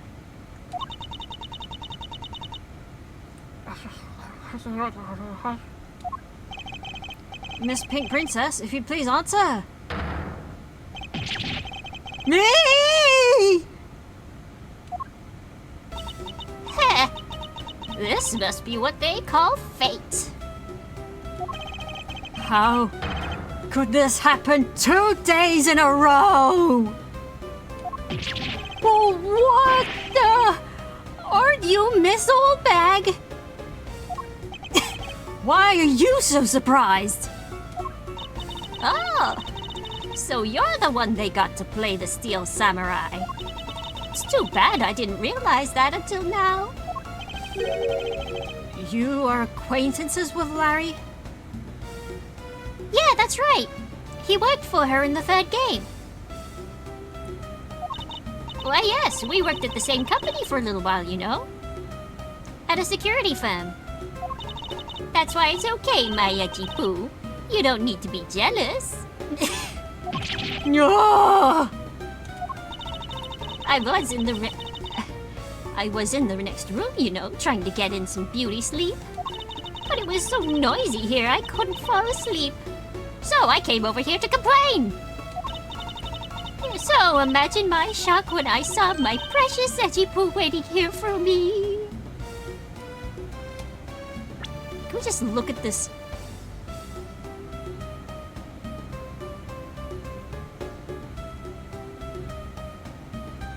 Sorry, I'm just taking in the the way her dialogue is structured. It's just, it's very, I don't know how to explain it. Rigid. I mean, who could have imagined that you would ever come to a show like this? I guess I've misjudged you, Echipu. You misjudged him? I thought he was trying to avoid me, you know. Oh, there's no thinking about it. He was. That was no misjudgment on your part. That's precisely what I was trying to do. But it looks like the winds have shifted and he's now willing to be chased after. I'm simply overwhelmed. I'm just whelmed. Don't you worry, Edgy Poo. I'd chase you for forever. To the ends of the earth. Remember, kids, humans are a persistence predator. Isn't that just peachy? This is one of those rare times when Franziska and I actually see eye to eye. I must admit, I like her epee. It's really cool. Epees are really neat. Now then, what are you doing here? I thought you were working at Gatewaterland as the Pink Badger. What are you talking about? That was ages ago. 2 days, wasn't it? That was yesterday! Oops, I overestimated. Look, I worked at Global Studios before a long time ago, right? Well, they called me up this morning, kind of out of the blue, actually. They called you? Yes. That was... 1-3 was the episode. Turnabout Samurai? I believe that was the episode. Apparently, the girl who plays the Pink Princess collapsed from a bad cold. Ooh, that's not good. It happened so suddenly, they called me in to be her last-minute replacement. Do they not have enough people on staff at that studio? With who works? With the people that work there? I'm not surprised they have so few staff. I really couldn't say no, so here I am playing the role of the heroine. Instead of that Mindy girl, I mean. But the poor girl. I do feel bad for her. Because they let me stand in for her, she's going to have a terrible time when she returns. Ugh, hold on. I'll try it this time. I mean, I'm not exactly great at reading that strange font they use. Plus, I was called in to be a stand-in at the very last second, so I tripped over all the most important lines. I threw that ragdoll instead of the shuriken, I hit the seal samurai instead of the enemy, and the audience was in an uproar, but as an avant-garde actress, they'll forgive me, because I tell you, they're really just a bunch of simpletons. They probably thought it was part of the act. You're a rather lively old lady. So basically, you received the stand-in request this morning, correct? You got it. If you need to see it, I've got it right here. Look. Reaches in between the two giant baubles. Oh, please. It appears she is telling the truth. For once. I tell you, my fine acting moved the entire audience to tears. They were probably laughing. Yes, tears of laughter, as I recall. Called it! But being famous has its problems too, you know. Here, take a look at this. Take a look at this. It's a letter from a stalker!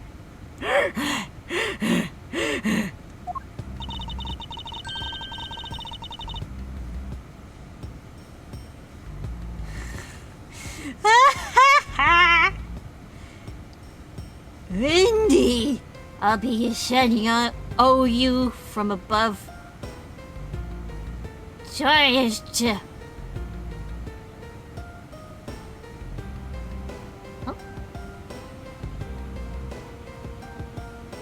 Hey, hope you're well and stream's been good.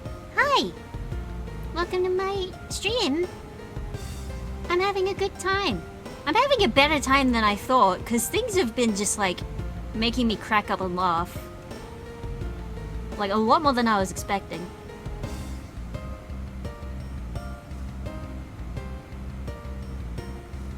But God, this letter looks like how I used to write in high school. I was just taking my break when I found this stuck under the door to my room. Honestly, you really have to watch out for these kinds of things. Look at what it says! Wendy! I'll be descending on you from above tonight. Your loving knight. Huh, how absolutely revolting. I mean, you'd think he could get my name right. There's no accent in my name. Wait. There's horrible handwriting. Where have I seen it before? Oh, but now that you're here, Edgy Poo, I feel 100% safe. Oh, do you now? Where do I factor into this? You'd bust that evil stalker man for my sake, wouldn't you, Edgy Poo? Well, if you allow me the liberty to handle this in my own way, I'll gladly dispatch a detective to your house later. Oh, come on, Edgy Poo. Stop being so dismissive and playing hard to get. I refuse. Ah! No! Wrong button!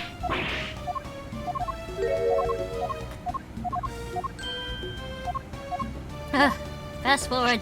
Fast forward. I went to grab my tea in one hand, and I went to hit a button with my other hand. And I've crossed my arms over. Alright, look. Let's talk about the time of the mirror there.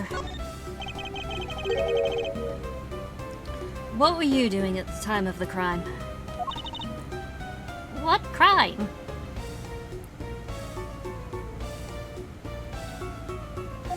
What?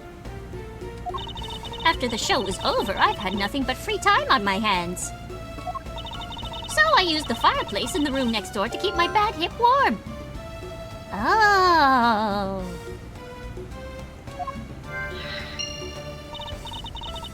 Well, a murder occurred in the room right next to yours. Oh, is that right? Oh, Edgy Boo, I'm so scared. Hold me, caress me, kiss me. Hold it! If you could please not cling to my personage. In any case, I take it then you failed to show up at Ambassador Alba's speech. Oh, that! No, I didn't go. I mean, I may have the heart of a young, tender maiden. The spirit may be willing, but the flesh is old and flabby. Weak and flabby. But my body just refuses to cooperate at times. Soon as the show ended, my hips started acting up and got stiff. I couldn't move at all. Can you provide proof of your condition? Oh, you just go on ahead and ask the doctors in the infirmary. They're the ones who carried me from the theater all the way to this embassy. I have to admit, the thought of her not being able to leave that room is rather pleasant. God damn, Edgeworth.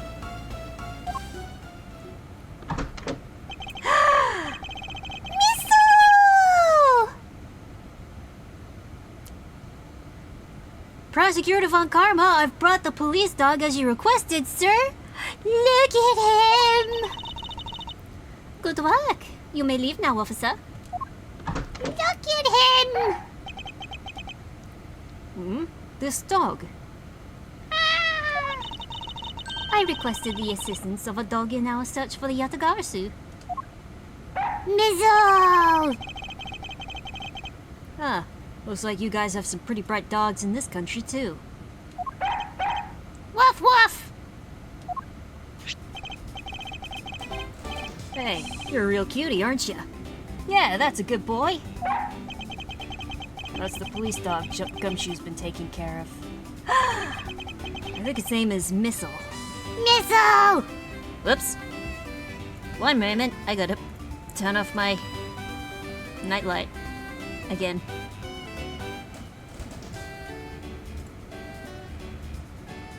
They don't make it easy.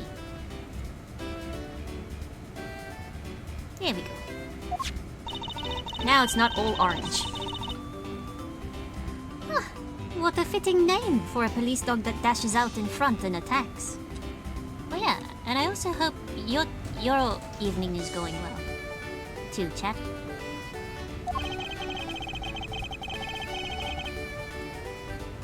That action alone isn't exactly what's going to solve the case for us, you know.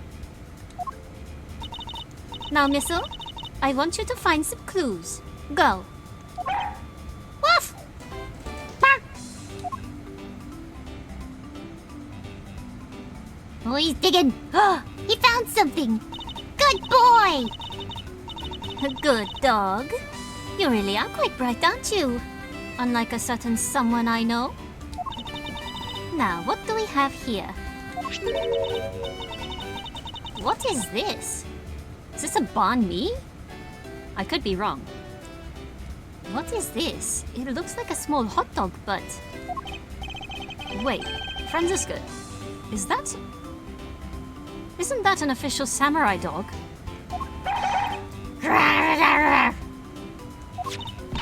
No! Bad Missile! Ah, he ate it. I wonder if it's alright for him to eat that. It's just some meat substance snack featuring the Steel Samurai. I'm sure he'll be fine. Well, that's quite a bit of information you gathered there in a single quick glance. Oh, he totally didn't have one for lunch earlier. We should really be focusing on why there was a samurai dog there in the first place. Oh, it looks like that snack wasn't all Missile found. A shirt. And what do we have here? It appears to be a lady's undershirt. What? I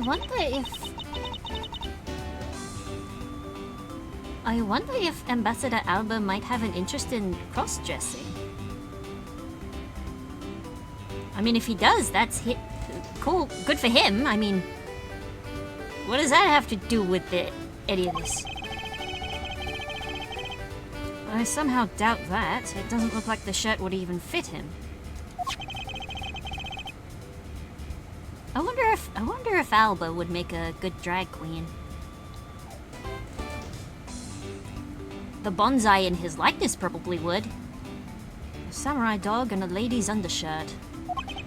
What are these two items doing in a room like this? Given the circumstances, the lady's undershirt could only belong to one person. I suppose I should get this over with and ask the owner of said undershirt about it.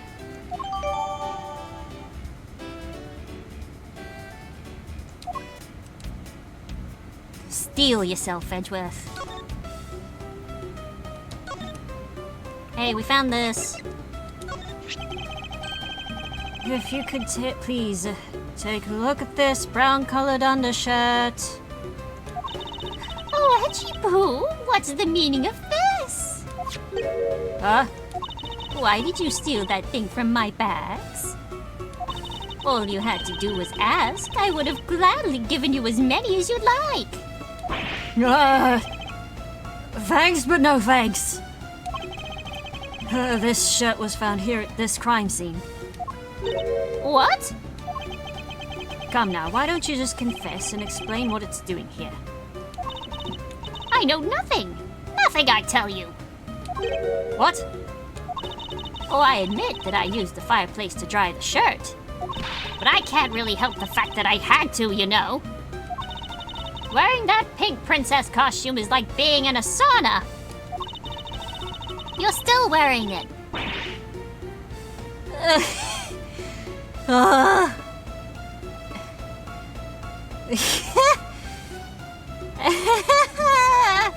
And on top of that,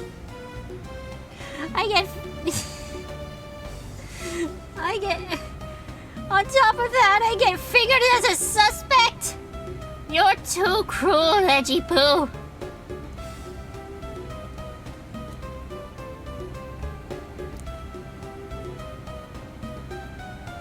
Horrible, horrible.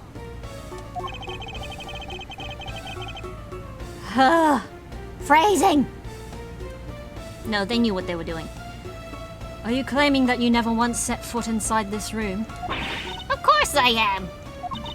If I'd been the one to find the body, do you think I'd be as calm and as relaxed as I am? I tell you, it's always like... Oh, she's talking again.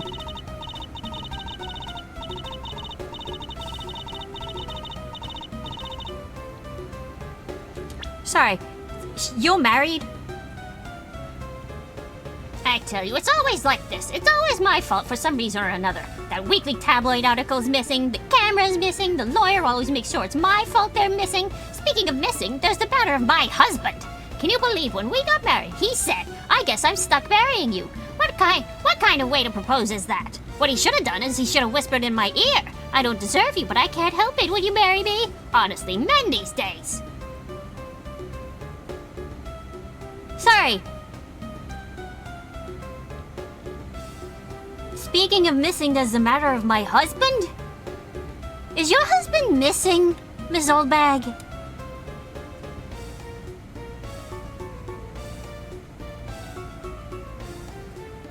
Is this one of the many unsolved mysteries in the Ace Attorney universe? Either that or he faked his death and is now like a pancake merchant in Hawaii or something, I don't know. Pancake merchant? Well, I don't believe she's lying about her actions, so I can safely assume she really was drying her shirt by the fireplace on her break. But somehow the undershirt managed to move from the next room into this one. Oh, I assume the samurai dog was also yours? Ah, that brilliant mind of yours. You really can see through everything about me.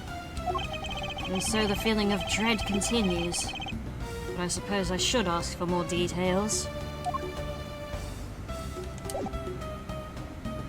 Well, before I do that, I'm just gonna take a second because... What time is it? 10:30. I'm gonna get my lamp and just... Man, fluorescent light. Very warm, uncomfy, no air conditioning. You get what I mean.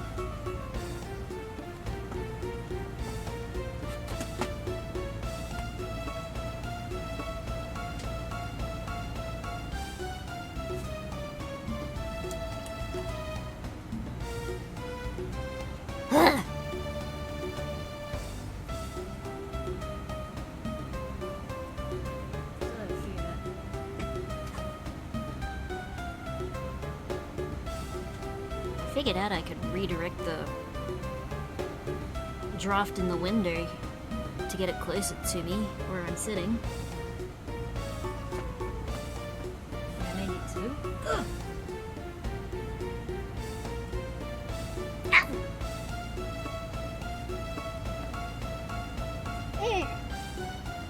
Stub my pinky toe.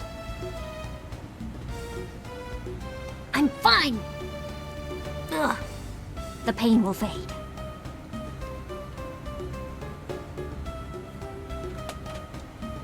Goodness gracious, I've got everything everywhere.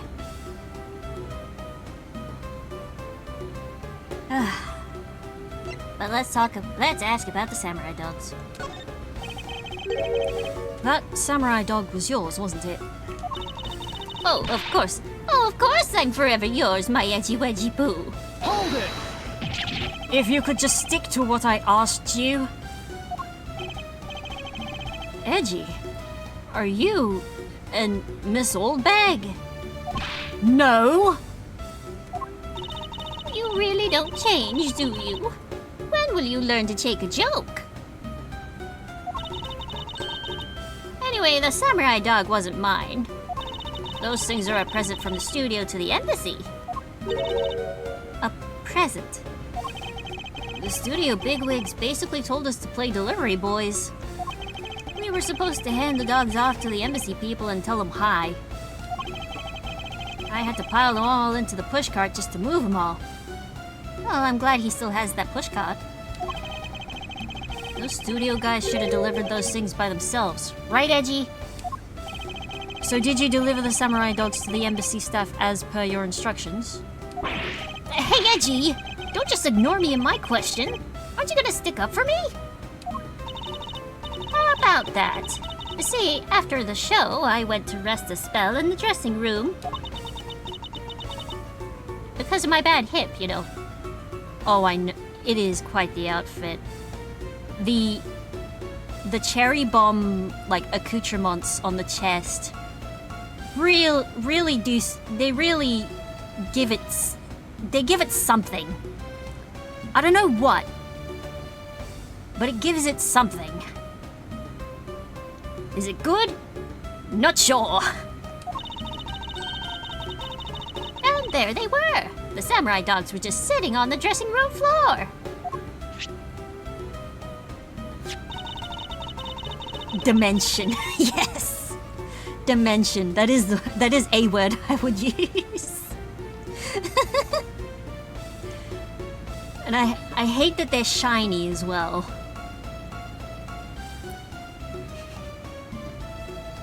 So you can't help but have your eyes be drawn there. Then again, I'm pretty sure I know who it was that designed the outfit.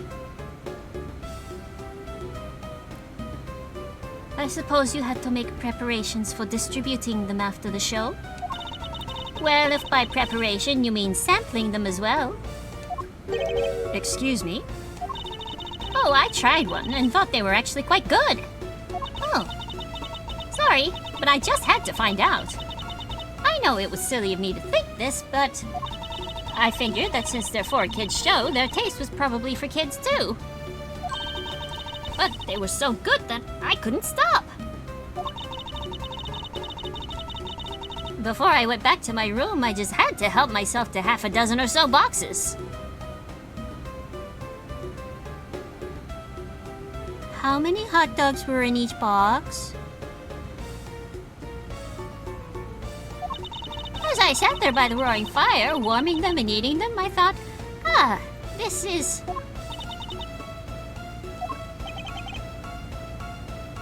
Yes, go on. What is it now?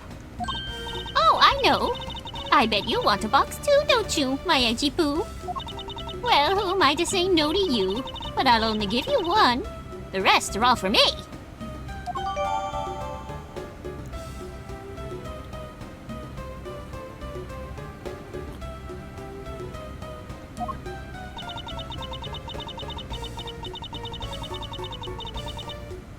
Looks like the lesson for today is that when the Steel Samurai and the Pink Princess take off their masks, they transform into a pair of annoying troublemakers.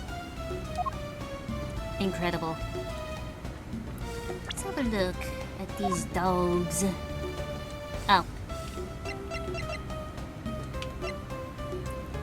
Yeah. Oh. You can talk to Missile. Woof! Best boy. He was a much bigger than I thought he would be.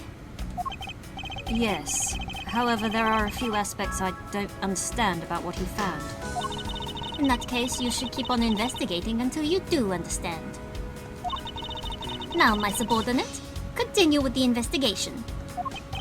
All right, I will.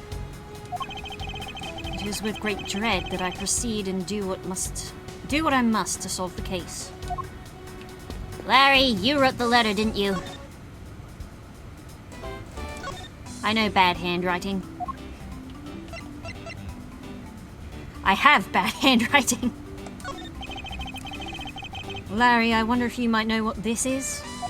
Nope, not a clue. You didn't even look at it. Really?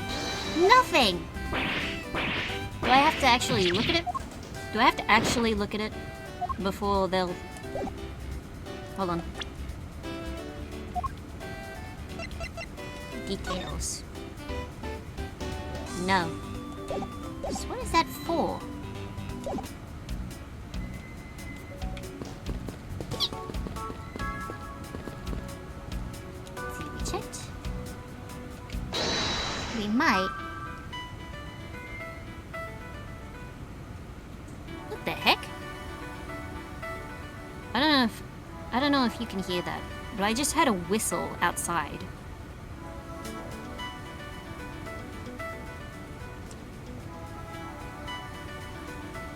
Alright, trying to take a sip of my tea and hot chocolate combo.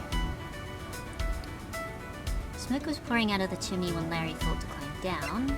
Undershirt found in the office fireplace, but how to get there. At the time of the crime, Miss Oldbag was warming her hip in the room next door.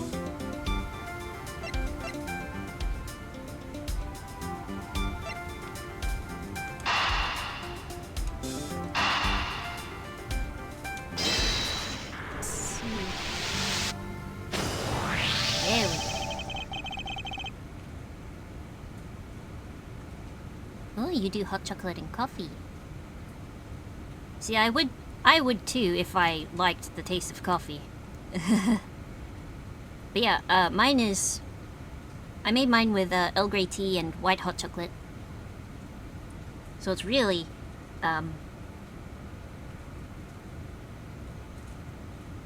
it's really nice. Like, I probably could have done without having put 2 teaspoons of sugar in first.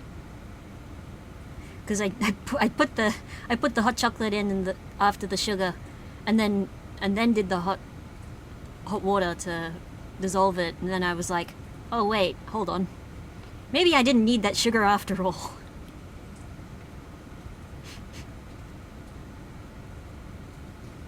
There's no trace of this room's fireplace being used. And your point is?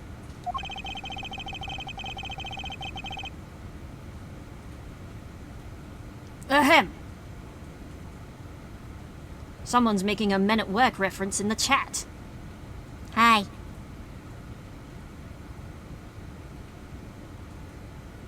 Welcome to my stream.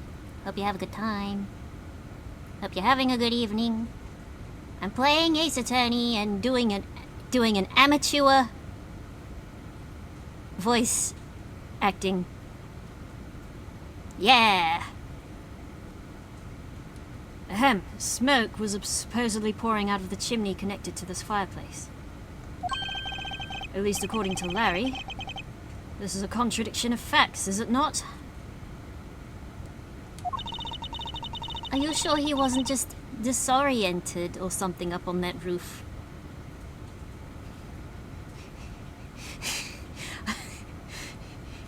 You're going to every Aussie streamer. Quoting Men Down Under. You're alright. Yeah. Fair enough. You have a good time, eh?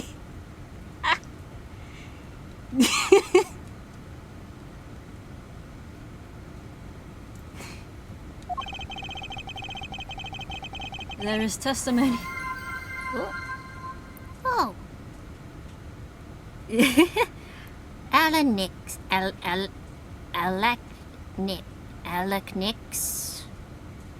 Alanix. Is the middle A silent? Or Al-Acnix?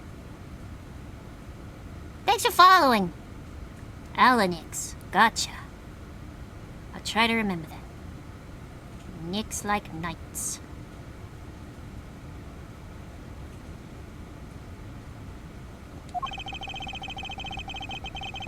So no, I don't think it was a mistaken impression on Larry's part. On the other hand, the fireplace in the next room was being used at the time. Where do you suppose the smoke from that fireplace went? I see. So what you are proposing is this. The smoke that came out of the chimney was actually from Miss Oldbag's fire. So basically, the fireplaces of neighboring rooms share one chimney. Is that what you were implying? Aha! That's where we get our second logic piece. Second. The one for the other one. Precisely. Understood. From next door. Shared chimney! Go! Yahoo! This lady's undershirt that Missile found. Ah! Why are you getting all excited over holding onto a lady's undergarment? Miles Edgeworth, you uncouth sea slug! Hey now, don't insult sea slugs like that. If you know the owner of said undershirt, then hurry up and return it to her already. You have it all wrong. This is evidence. And the owner of this piece of evidence was in the room next door. And yet, despite that, Missile found it in the fireplace of this room. This lady's undershirt. Are you seriously claiming that it somehow passed through a solid brick wall? Not quite. The fireplace in this room is connected to a chimney. The other fireplace in the other room is also connected to the same chimney, leading us to the possibility that the two fireplaces are connected to each other. Perhaps a closer look at the back of the fireplace is in order. Oh, dog in the background. There's an X on the back wall of the fireplace.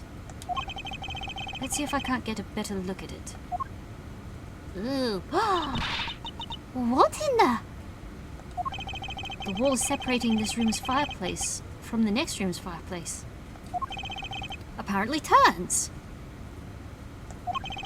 As I suspected, this fireplace does indeed connect this room with the neighboring one. The neighboring room? I put too much sauce on that one. There appears to be nothing particular about the next room, but the fact that there's nothing special about the next room isn't what's important. It's the fact that there's a secret passageway through this room's fireplace.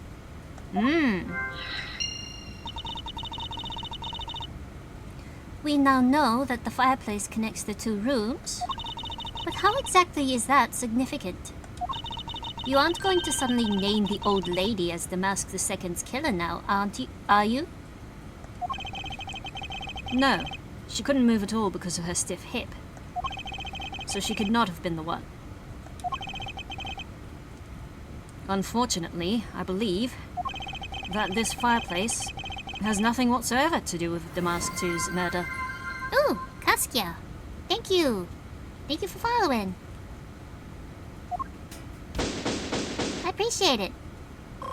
I've been healed. It would appear that the answer has made itself known. You're making quite a confident face there, Mr. Prosecutor. Bring it on. I'm ready to counter any argument you may have. Very well then, if you are prepared, I'll show you exactly where my deductions have led me. Hey. Good! I'm counting on you, Edgy! Leave it to me, Larry. Please, you'll only fuck it up further. My first attack will be to, to expose your lie for what it really is. My lie? I know that there's still something you're keeping from the rest of us. What's wrong with you? Why is it you won't believe me no matter what I say, Edgy? Curse you! I should just hurry up and die already, if that's how it's gonna be. Alright, Strong Sad. I'll confess to every murder in the whole world and then kill myself. Dude, no! No! No! Don't do that! At least he is being dramatic. And throw everything into mass confusion! Huh. You made some wonderful friends as a child, I see. Larry, I only have one thing to say to you. You need a therapist. That boy needs therapy. Even if you make that face at me, it's no use. A man who's ready to die is strong-willed, you know. Larry, it doesn't matter what sort of harebrained trouble you've caused. I only ask that you do not lie to me. If you cause an innocent person to be judged unfairly because of some insipid lie, I'll never forgive you. Edgy, Although, allow me to say that I consider you to be among the innocent in this case. And that I will draw the real killer out. You can trust me on this. All right, this time, I'll tell you the whole truth, okay? What happened, what didn't happen, the works. Just what happened will do. Now then, if you would please testify as to what you did up on the roof tonight.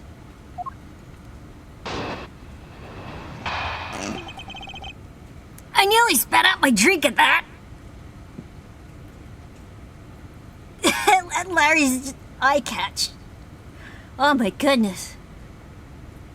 It didn't even look like a face. After the show, I left the pushcart in the rose garden and came into the embassy. Then they took a picture of me shaking hands with the ambassador. After that, and until my next appearance, I had some free time, so I wandered around. That's when I spotted the chimney. A chimney like that's a rare thing, you know. Oh, you just have just a soft amble over the fucking rooftop of an embassy. Normal shit. So then I wanted to play Santa and decided to give it a try. Larry, I thought I just finished telling you not to lie anymore. But it's classic chimney enthusiast Larry Butts. But it's kinda ultra embarrassing. And what exactly is so ultra embarrassing that you can't tell me? Edgy man, I just said it was embarrassing, so of course I can't just blurt it out. So you're just gonna have to reason it out of me, As your superior, I command you to hurry up and expose this man's lie. I have every intention to, for I'm not about to let us waste time on such a trifling matter. We rebuttal the butts. Like a rebuttal. That was nothing. Why did you leave the pushcart in the rose garden? Where is your son? Hold it! You left the pushcart. Could you please clarify that statement for me? Yeah, so the wheels on the pushcart got covered in dirt from the rose garden. It would have made a mess of the floor inside, so Ambassador Alba said to just leave it. Well, it would be rather impolite to dirty another country's embassy. Good point. Come to think of it, I recall seeing the pink princess on my way into the embassy. And what was she doing? Nothing in particular, because she was being carried by some dogs on a stretcher. She must have been incapacitated by the pain of her bad hip which she suffered during the show. So I came into the embassy, right? And then they took a picture of me shaking hands with the ambassador. Hold it! Tell me more. So you shook hands with the ambassador of the Kingdom of Alabast, did you? Yeah! Can you believe it? I did something really cool for a change.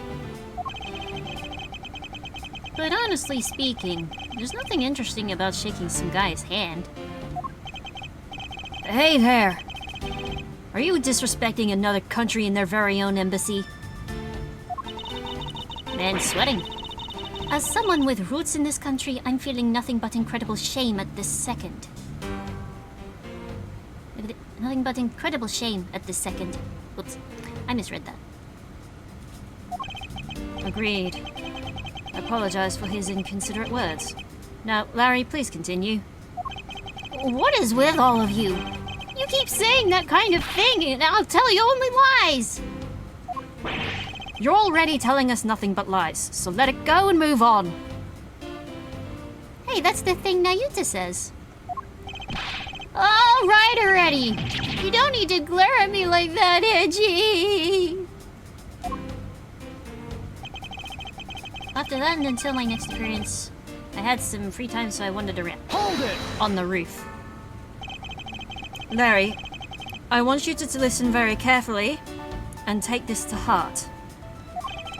The whole point of your life is to cause misery and pain to everyone you encounter. Oh my god! Oh, that's brutal. Edgeworth. I know. I get it. I'm totally the bad guy again. No, the bad guy's over there. Tyrell bad guy. I thought you were his friend. Don't you think that was a bit harsh? Lane just says true friends are bosom friends. If you are in trouble, call on your bosom friend, whose shoulder you could truly cry on. And maybe cry in their bosom. Hey, bosom buddy! I hope you're listening carefully to my testimony. Has it crossed your pea-sized brain yet that Agent Lang is only out to arrest you, Larry? Now then, you were wandering around inside the embassy, and then what happened? That's when he spotted the chimney. Hold it! I should hardly think that chimneys are that rare. Agreed, especially since they are a traditional feature of American houses. Plus, many grand buildings have even larger and fancier chimneys. Yeah, but the kind of chimney I'm talking about is the really romantic type. What? A romantic chimney. I'm afraid to ask. It might sound kinda silly, but women seem to really enjoy them. I'm afraid to ask. I just had a good feeling about that chimney. Wanted to play Santa and decided to give it a try. Hold it! You suddenly wanted to play Santa. Oh, well actually, I dressed up as Santa once before already. Yes. In 1-4. That was down at Gourd Lake. Yeah. Ah! I'd appreciate it if you wouldn't dredge up such unnecessary memories for me. Huh. Sounds like you guys share a lot of history. A perk to being childhood friends, huh? Besides, it's not a felony to dress up and play Santa, you know. Santa doesn't go around killing people after he comes down a family's chimney, after all. Actually, is it worth delving into whether or not playing Santa is a big deal? I think so. Oops. Actually, I believe in the case of this man, playing Santa is actually quite a big deal. Are you saying your buddy isn't exactly made of Santa quality stuff? I wouldn't even call him a Christmas elf.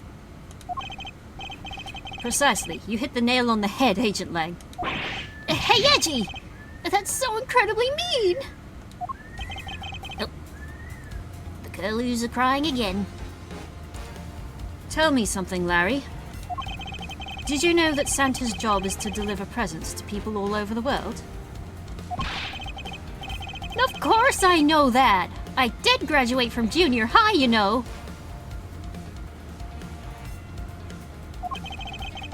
In that case, it's your turn to tell me something.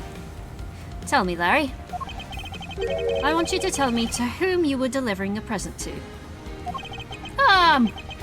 I was, delivering a present to a child not basking in the warm glow of love.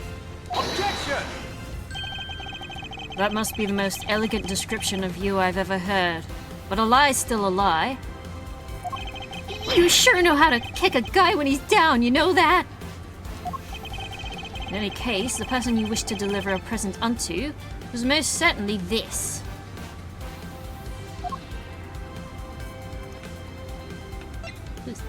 Oh my goodness. Ex-security lady. Age mystery. Take that! Huh. Interesting taste you have there, Mr. Suspect. Don't spread lies about me. I totally didn't want to see Miss Oldbag so much that I'd try to go down a chimney. Ow! I advise you to stop right there in your bashing of a lady.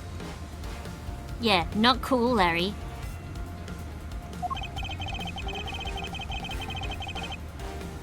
Well, I must admit that I myself hardly ever have the want to run into that lady as well. However, what if you were misinformed and under the wrong impression? Then what? Define wrong impression. I simply mean that the man before you thought to enter the old lady's room without knowing one very important fact. And that fact is best summed up with this. Take that! Larry, I'd like for you to take a look at this piece of evidence. Oh no! Oh, I made it wrong. No way! But it's not really all that important, is it? It's always like this. You acting so high and mighty and then you bully me? That's why I refuse to look at it. Really? Really? That doesn't make sense to the game? Be quiet and just take a look.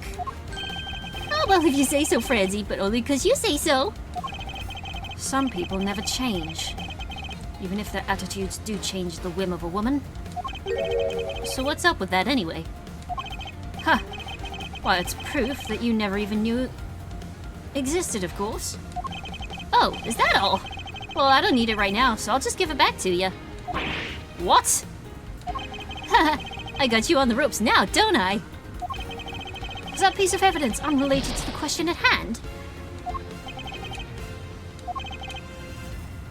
Wait.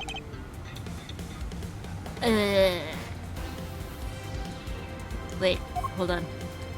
Oh, I have to... Oh no, they're gonna make me think. Oh! Literally one to the left. Take that! Oh my goodness.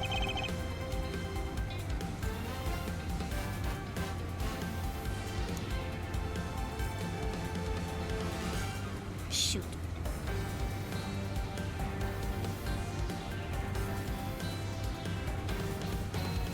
Be gone, bot!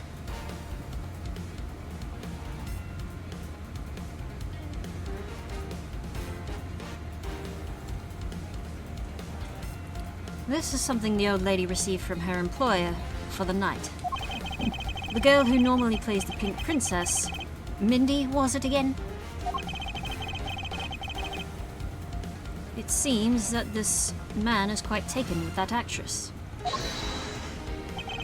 But that's not true, Edgy! Huh?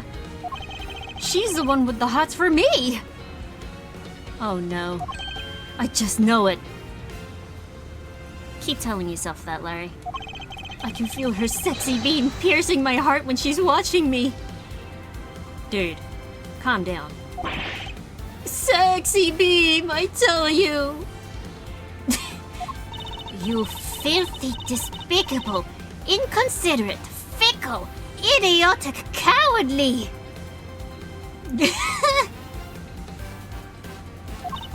Apparition of a man! You haven't matured at all since we last met. Hey, Mr. Prosecutor. Yes? This guy. He's got bigger problems than just getting involved in murders, I take it. I don't know why that got me. I suppose you could put it that way. Hey! What the heck, man? I don't get you guys at all. Why do you all have to make me out to be some sort of bad guy? Well, you don't make yourself into a good guy. To return to the original topic, I propose that at least this much has been made clear.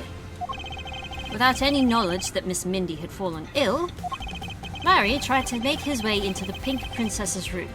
That much we know for sure.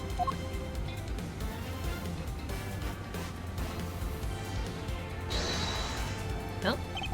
Hey, Edgy. Looks like I've got the hang of this court thing now. What? But we're not in court at the moment. Shut up! I see what's going on here, and it looks just like what you do in court. I guess old boy here still has something he'd like to say. Oh, welcome back, Alanix. Langtse says, until the root of the tongue dries, one never knows the whole truth. What does that mean? What? You shouldn't form conclusions until everything's out in the open, which is why I'll listen. Alright! Then get ready to listen to me defeat Edgy in a battle of wits! One guy looked like he was going to ban you. Amazing. Oh, he was doing crypto shit? Oh god. I hope you banned him. Good lord. Larry, have you forgotten that should I lose, your victory prize will be your arrest?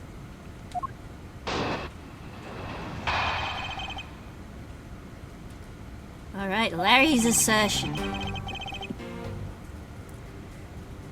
So you think that all I wanted to do was go visit Mindy? Well, I dressed up as Santa and climbed up to the chimney, but the smoke was really thick. It was a case of mistaken identity, and that mistake made me late for the speech.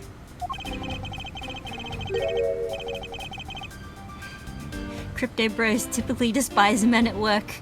Excellent point. Well done. Then to top it all off, I became a suspect in a murder. That's what you really meant.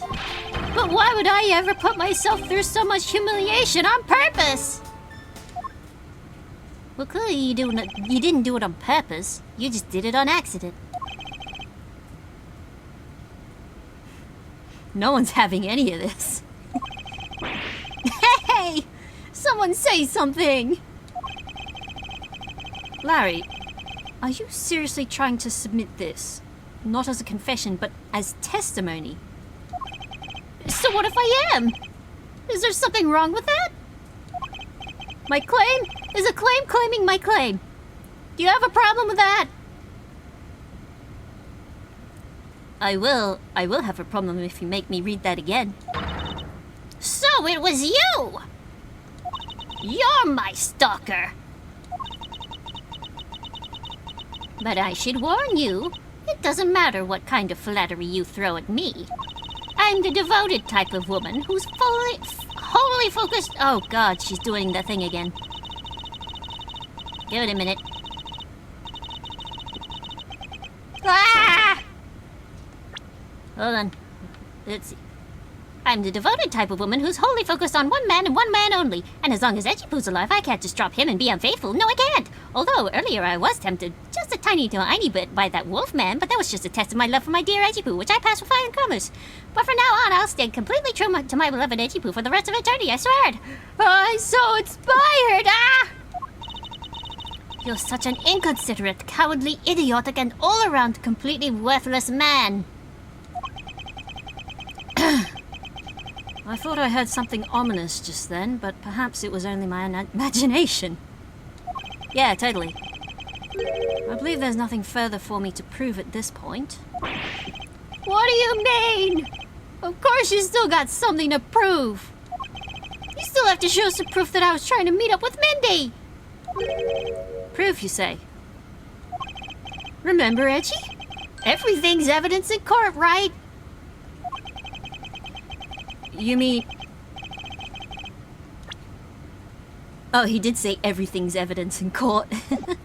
You mean evidence is everything in court, Larry, but I understand your point.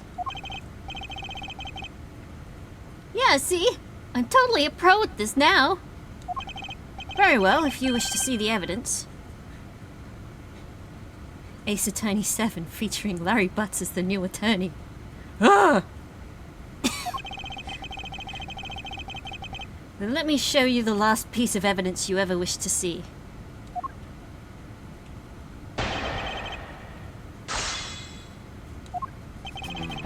You think all I wanted to do was go visit Mindy? That's exactly what we think. Hold on, I'll just press everything before I try to do anything. Hold it! I don't want to leap before I think. Well, I have been saying that for a while now. After all, if not for that, then for what other reason did you wish to go down that chimney? You can't say that without any evidence. That's against the rules, Edgy. Not so fast! Heh. Thanks for keeping the prosecutor in line for me, Mr. Suspect. Hold it! Huh. I have the evidence, and if you wish to see it that badly, I can introduce you to... But it's not good to keep them waiting, my subordinate. Hurry up and show them already. Lies! All lies, Edgy! Well, if you wish to lie, then by all means, continue. Lie like the dog you are. Because I'm ready to expose it at a moment's notice. Ah! You won't get the better of me. Now see. I dressed up as Santa and climbed up to the chimney, but the smoke was really thick. Was the smoke coming from the chimney really that thick? You bet. It was so thick I had tears pouring out of my eyes. It was a mess. Oh? I see. You do realize that you've just confirmed for us your chimney escapade? What? That's totally unfair. You tricked me, Edgy! Hardly. You simply have yet to master how to counter this cross-examination technique.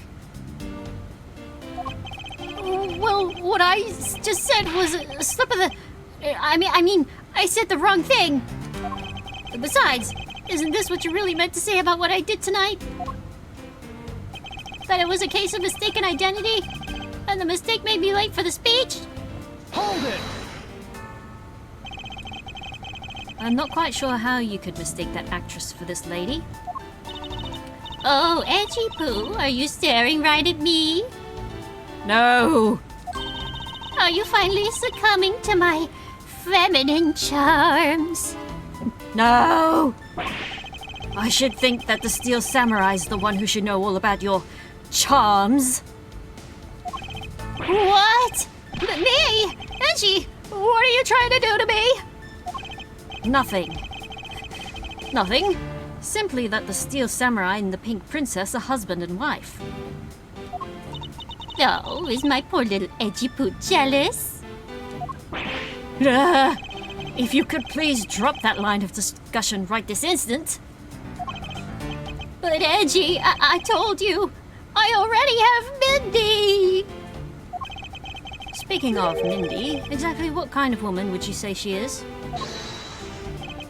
Edgy, are you seriously telling me you don't know who the Mindy is? She's just like what her name means. She's super sweet with a great smile. Is that what the name means? Would you rather fight an orangutan once a year, but you don't know when it'll show up, however you have a sword, or fight a chicken every time you enter a car? Oh, that's easy. I would rather fight the chicken every time I enter a car. Because, 1, I don't drive. My hands are free. 2, I've kept chickens. I know what to do with them.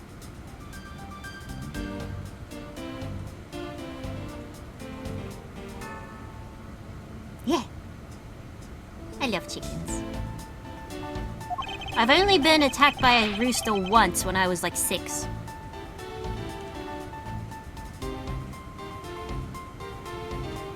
And that family, when they found out I was chased by their chicken, they were like, "All right, we're eating that chicken." Straight up. I don't mean to brag, but she is one of the troop's fastest rising stars.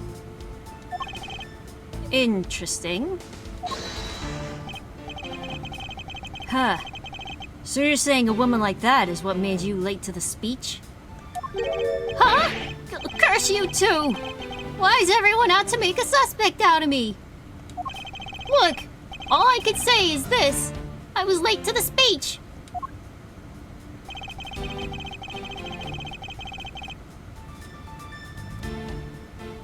If you and 5 of your friends jump one dude and he takes all of you out, what would you do?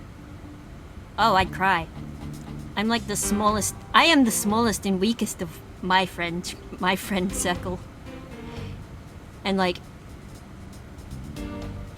like one of them is a brick house. Like, if he was taken out, there's no hope for the rest of us. Top it all off, became suspected of murder.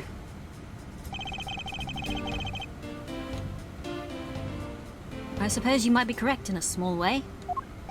What do you mean by that? Besides being a suspect in a murder, there are a few other things you are a suspect of.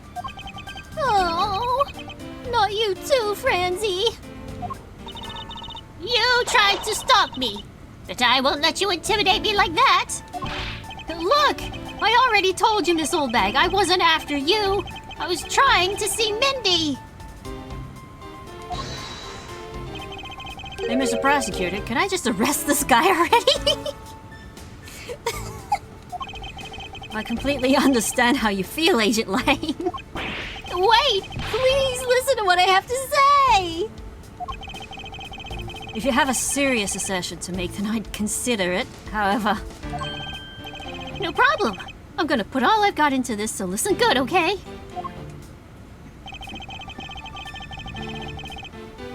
Hold it!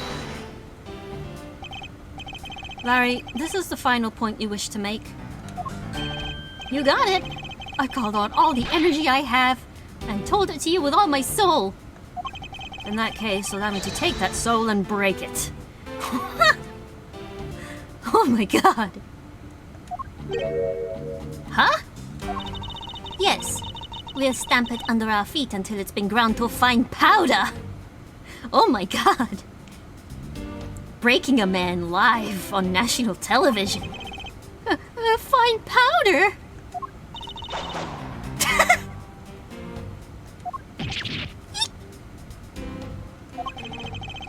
If you really put all your soul into that, then you're ready for what's coming, right? Would I rather fight a human-sized praying mantis or a human-sized wasp? Oh god, both of those are terrifying.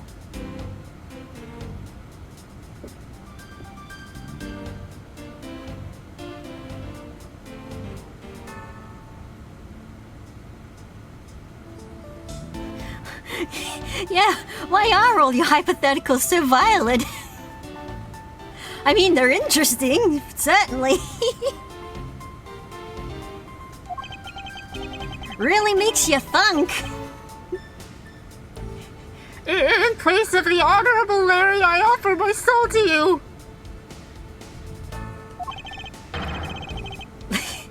Larry, come out from behind that mask and face this like a man.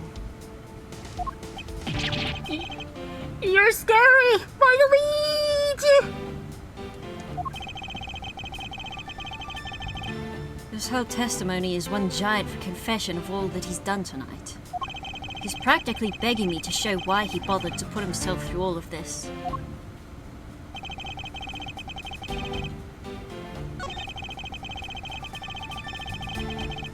Oh wait, hold on. I think I have it now. I think this is where I present the letter from Stalker. Wrong button! I'm trying to finish off my tea, so I'm trying to handle this controller with one hand. Objection! There we are. Finally, we're getting somewhere. Larry, don't even think about denying that you have knowledge of... that... Oops, I misread that. Larry, don't even think about denying that you have knowledge of this letter. Hey, why are you showing that thing to me? Wendy, I'll be descending on you from above tonight, your loving night. Oops. Well, isn't that just romantic? But you weren't able to descend on her from above, were you, Mr. Loving Knight? Ah! I have no idea what you're talking about. I don't remember a thing. Ooh, would I rather run on water or control fire? Ooh, that's a good question. Well, if I could control fire, I could toast marshmallows whenever I pleased. Hell yeah.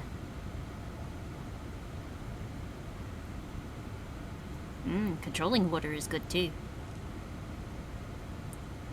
Just get a glass of water without even leaving your seat. Objection! You can pretend to be ignorant all you'd like, but it's written right here. Not an option.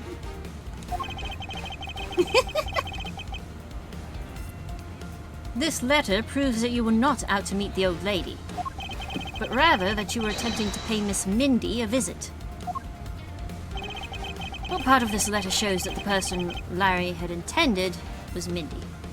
The weirdly Take that! written bit. Larry, I suggest you take up penmanship lessons. That is, if you never wish to experience this level of embarrassment ever again. What the heck? What are you talking about? Speak English! You wrote Mindy so sloppily that it became Wendy to the average eye. Hey! Stop picking on me! Teacher! It's so embarrassing! There. Isn't that what childhood friends are for? They're the best, aren't they? Yeah. For punching. But they'll have to wait until we're off this crime scene. Edgy! Save me from the scary man! Sure, if you're willing to make amends. Starting with your incredibly embarrassing mistake. That wasn't me. Come again. It's a fake. Someone's out to get me, so they made that fake letter. To set me up. Accept your defeat graciously. But you guys are being so mean. I'm telling my mom. Hold it! Penmanship analysis. What's that? No matter who, all people have certain unique features to their handwriting. Ergo, all we have to do is compare the handwriting in this letter to a sample of yours. And we'll know soon enough who it was that sent this letter.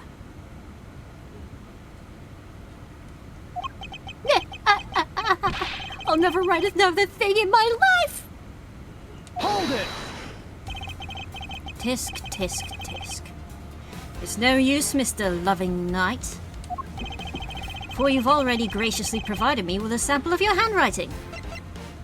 Take that! You fool! You bamboozled idiot! This autograph and our mysterious letter. If we compare the handwriting, we'll know the answer to our questions soon enough. Confess now, Larry, to your miserable failure. I'm sorry.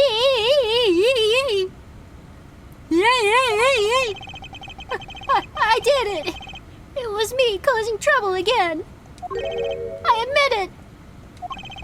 You hit the nail right on the head, Angie. So he finally confesses. I saw the pink princess being carried around in a stretcher and got worried, alright? I wanted to go into Mindy's room, but the doctors wouldn't let me in. So what choice did I have? It was the chimney or bust, Edgy. Your mind jumped from door to chimney? What a criminally overactive imagination. Well, at least I was honest and wrote Mindy a letter and stuck it under the door. That way she wouldn't be so shocked when I came down through the chimney. Except for the fact that the letter was an utter failure at conveying said sentiment. I'm really, really sorry. Larry, you may be a shameful, good-for-nothing blight on the face of humanity. However, I always knew you weren't the killer. In fact, none of this had anything to do with the murder of Damask 2. In the end, I guess. I told you to trust me. Because at the very least, I can attest to that about you. Edgy, you're... Ah! We've lost a lot of valuable time because of you. Ah! In any case, I believe we can say that we now know exactly what happened. There's still a dead body on the floor that we have no idea what happened about. Mr. Larry Butts sought to climb down the chimney. Not for access to the crime scene, but to enter the room of the elderly lady next door. Great job, Mr. Prosecutor. Although I still find it a bit unbelievable that the two of you are friends. Edgeworth could hardly believe it himself. But the suspicion on that guy over there isn't completely resolved yet, so don't get any funny ideas about running off, okay? Oh! Hey, what? Edgy, what does the Wolfman mean when he says I'm not off the hook yet? What do you think, Larry? He means the murder weapon. Larry, did you forget? There are 2 layers of suspicion hanging over your head. That's exactly what I mean. We can't only rely on the words of the suspect after all. We may have figured out where he was and what he was doing all night. But the bloodstained samurai sword that was left at the crime scene, as long as there's no satisfactory explanation for that, this wolf will refuse to ease up on his bite. Edgy, that guy, he looks like he's seriously about to take a bite out of me. Well, he did say something about like a big wolf wanting to eat flesh or something earlier. I'm well aware, and you should be as well, that this upcoming battle will be crucial. Thanks to the cooperation of our lovely bumbler, I've been dealt a very nice hand and a sweet trump card. I bet Lane plays Balatro. Looks like we're about to enter the final bout. Now, Mr. Prosecutor, let's see what you've got. I can easily point out the contradiction in the supposed murder weapon, but the real problem for me is figuring out what the real murder weapon is. This will be a high-stakes gamble. Big blind, boss blind. But this is one game I can't afford to lose. I got all my jokers. I've pivoted to high card. Why, Larry? I was the one who found the body of the victim, Damask 2. Beside him was the samurai sword, glittering red and offering up the scent of blood. It was supposed to be in the Steel Samurai's dressing room, but I found it here instead. Plus, I found the murder weapon's owner, the suspect, Larry Butts, in here too.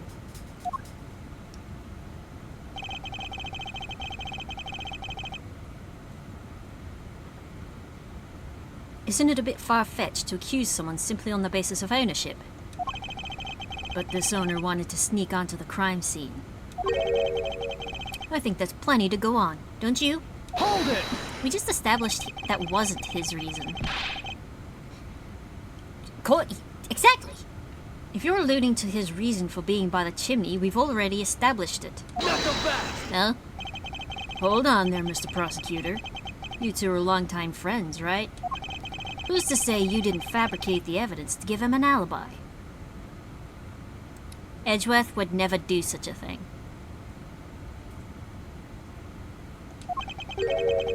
You're accusing me of fabricating evidence. For Larry? You think I can believe anything you produce? Forging evidence is all you prosecutors do. It was one guy. No, wait, hold on. No, actually. No, I'm wrong. It wasn't just one guy, but...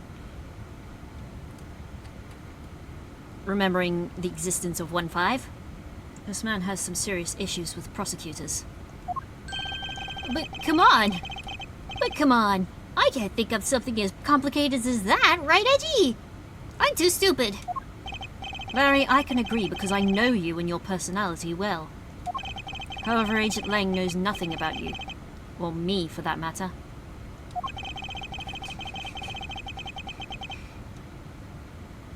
Simpson? You don't like me and I don't like you. I like you. Okay.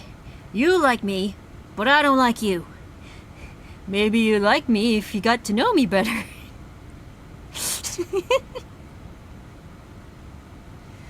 I sense his hatred for my entire profession emanating from his entire being.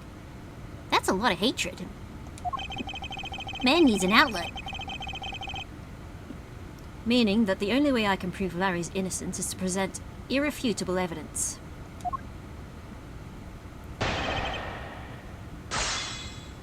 Why, Larry? I was the one who found the body of the victim, Damask 2. Hold it! Press. So you were the first to discover the body this time. This time? What's that supposed to mean? You better watch what you say. I only said this time because earlier, Kay was the first to discover the body in Babal. And your secretary, Agent Sheena, was ready to accuse her of murder over that. Not so fast! Huh. So are you going to use that excuse to call me suspicious now? Of course not. I was simply pointing out the usual pattern with discoverers of bodies. But in the Babali's case, there was proof that she was holding the weapon, right? Well, in this one, it's a bit different, since we know exactly where the weapon is. Beside him was a samurai sword glittering red, offering up the scent of blood. Excuse me, but glittering red and offering the scent of blood? Do I have to spell it out for you? I mean the sight and smell of blood, of course. And according to the tests, the blood on the sword does belong to the victim.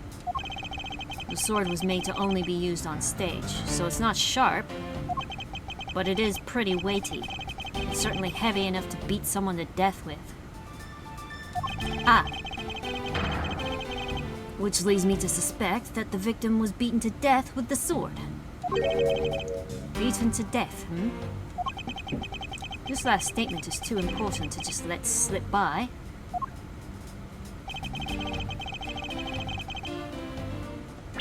Alrighty. Whoop.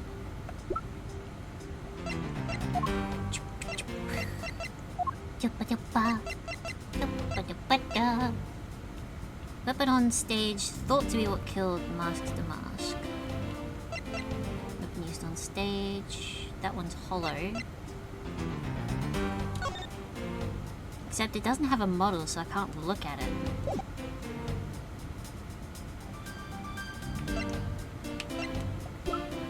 Wait, hold on. Let's have a look at some profile. Let's see. Oh. We don't have a standing request. Passion flowers. Undershirt.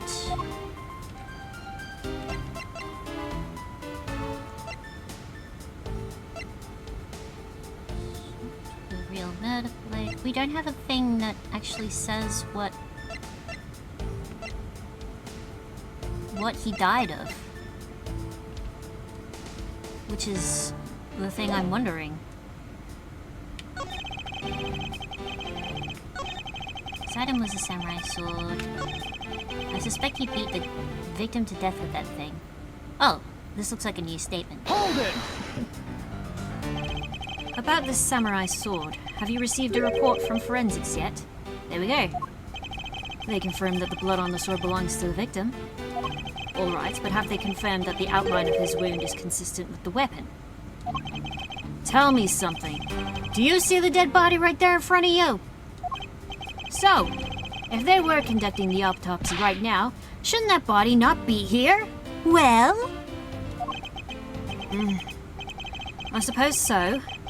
I guess they must still be investigating this room. Somewhere. Meaning that it's possible he doesn't know about that piece of evidence's true nature. Anything else you'd like to chit-chat about? No? Good. Now let's continue.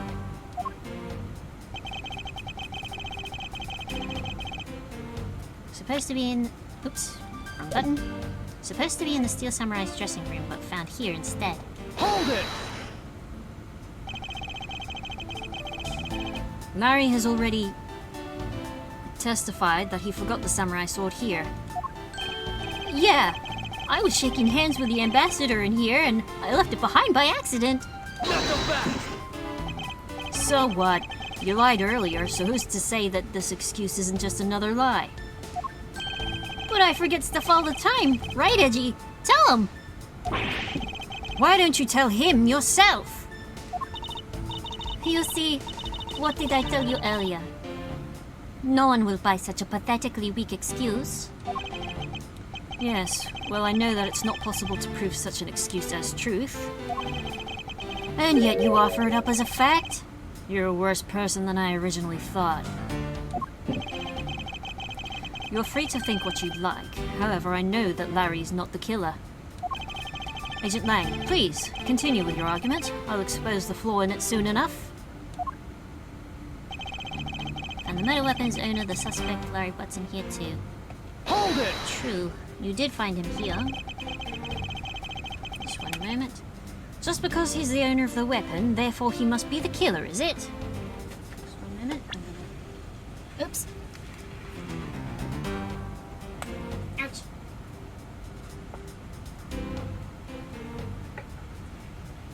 Ugh. What the? Oh wait, I remember now.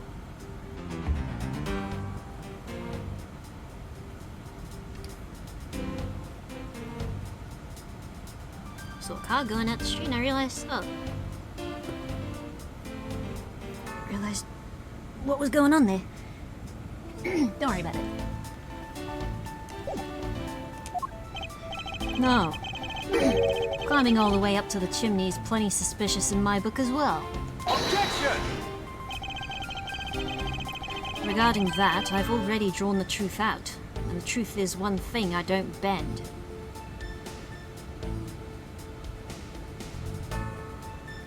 But I will bend it like Beckham. Knuckle back! It doesn't matter if it's you or whoever it is. You prosecutors are all the same. As for me, prosecutors are the one thing I don't trust in. Objection! An agent who doesn't trust prosecutors. What are you playing at? Sorry, sis. But there are only two things I trust. My subordinates and evidence at the crime scene. Agent Lang hates prosecutors. But as long as he trusts evidence that's been left at a crime scene, then there is something I can show him that he can believe in. It's simply not possible that the samurai sword is the real murder weapon. So I should focus on proving that point to Agent Lang first.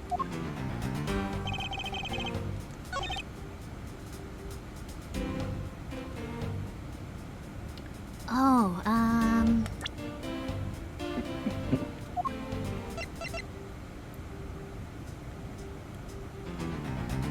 Right, it's a stage weapon, so it shouldn't be...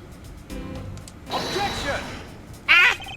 Knuckle back! About this, Langtse says, confidence is like a soul, and words without confidence are but empty shells. You shouldn't waste your breath on words you have no confidence in, Mr. Prosecutor. I thought I was confident. Although it's just as bad to say something in full confidence and be wrong. Ah!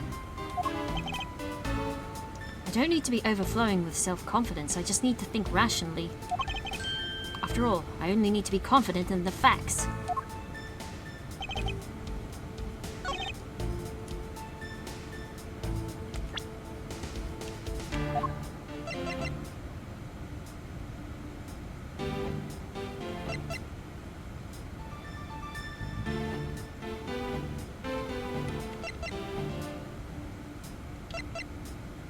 Objection! Ooh, I got it right. Thank goodness. Do you know what this is, Agent Lang? Huh. It's a long spear, right? We used to use those a lot in my country a long time ago. Oh, you were there, were you? Piercing, mowing people down. Spears are the weapons of heroes throughout history. It's the next most effective weapon after the whip. I think the whip is in a slightly different category. So what's your point? Are you gonna tell me that the spear is the real weapon? No, actually. I simply want you to take a look at this section here. The way it's bent. Precisely. Apparently, a certain troublemaker hit it against the wall in this embassy earlier. And as you can clearly see, the inside of the sealed samurai's weapons are hollow. In other words, they're replicas that aren't strong enough to deliver a damaging blow. Let alone the multiple strikes necessary to bludgeon someone to death. And yet there's not even a dent in the samurai's sword. How do you explain that? Yeah! Oh yeah! The sword and the spear are made of the same stuff, so they bend real easily. But I wish they made them out of better stuff, because the spear got bent. I wasn't able to do my special early summer rain jab move. What, you didn't have spares? God, Global Studios is on a shoestring budget, I see. Man, I got such an earful from the director of the play for not doing it in the show. Still, Samurai's special move was changed tonight because of him. Love that. Because he bent it, Larry couldn't do his special attack. Ouch! That's more than enough of your whiny whimpering. Now, back on the topic of the spear. Yes, let's return to the real topic of discussion. This is where the real gamble begins. I don't have a real strategy per se. Oh, excuse me. So all I can do for now is let the chips fall where they may. Using guesswork and taking risks in place of real logic is hardly the von Karma way. It's neither smart nor very clever.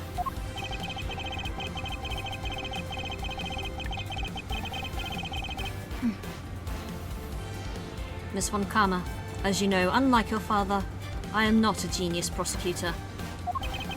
Plus, I doubt his record of a 40-year win streak will ever be broken.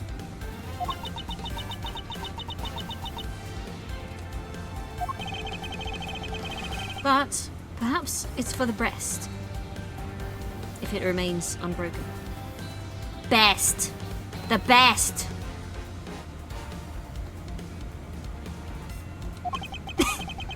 For no one should have conceived of the notion to convict all defendants in the first place. Objection! What a foolishly foolish statement from a foolish fool who hates to lose. It's the job of a prosecutor to make sure that all defendants are found guilty in court. There is nothing more important in this world than a perfect victory. Hold it! That may be your opinion, however, I don't believe that's all we are. Huh? As a prosecutor, what I pursue is not the perfect victory, but the perfect truth. And if that means that the bridge I must cross will crumble beneath my feet, then let it crumble as I walk on towards the truth. And if I fall into that Eagle River, I'll I'll walk out with just a cold. Knock him back! You're good at keeping me entertained, Mr. Prosecutor. But you know, humans are delicate creatures. The slightest bump and we expire.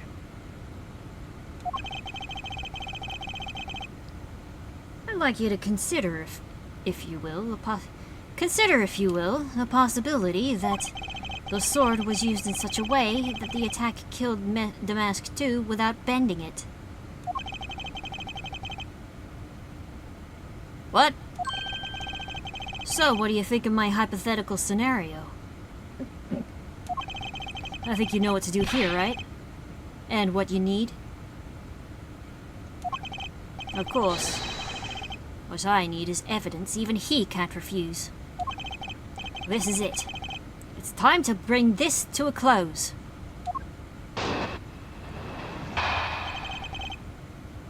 Why Larry?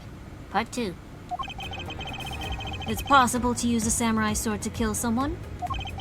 And under these circumstances, it's the only logical conclusion.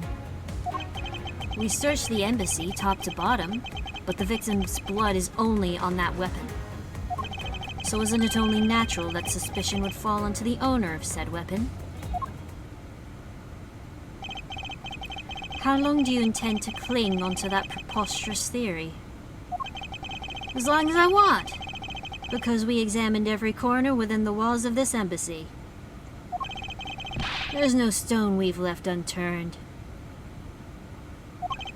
And we've managed to come up with only one logical conclusion. That the only place inside this embassy with the victim's blood on it is the sword. Hold it! You left no stone unturned. Is that a fact? Knock him back! If you've got something to say, then say it in the only way I respect, Mr. Prosecutor. Over dinner. Yes, of course. In that case, allow me to make it all crystal clear for you. Rebuttal. Possible to use a samurai sword to kill someone. In these circumstances, Could you elaborate? Hold it! Lang? May I inquire as to how you are able to make such... May I inquire as to how are you able to make such a claim? That's not how you write that, by the way. That's not grammar. That's not how grammars. May I inquire as to how you are able to make such a claim, Agent Lang? Langtze says, capable of miracles beyond comprehension, a mysterious creature is man.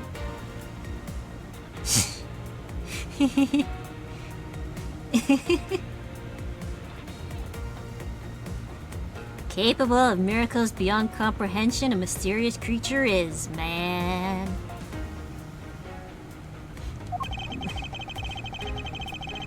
Rather than man, it's Agent Lang's quotes that are getting increasingly incomprehensible. The human body is a mysterious thing. Even with a toy-like sword, it's easy to kill a man if you hit just the right spot. Which is why I think it's possible to kill with this thing without leaving a dent. Hold it! But we can only be sure one way or the other by seeing if the wound matches the sword. I know that.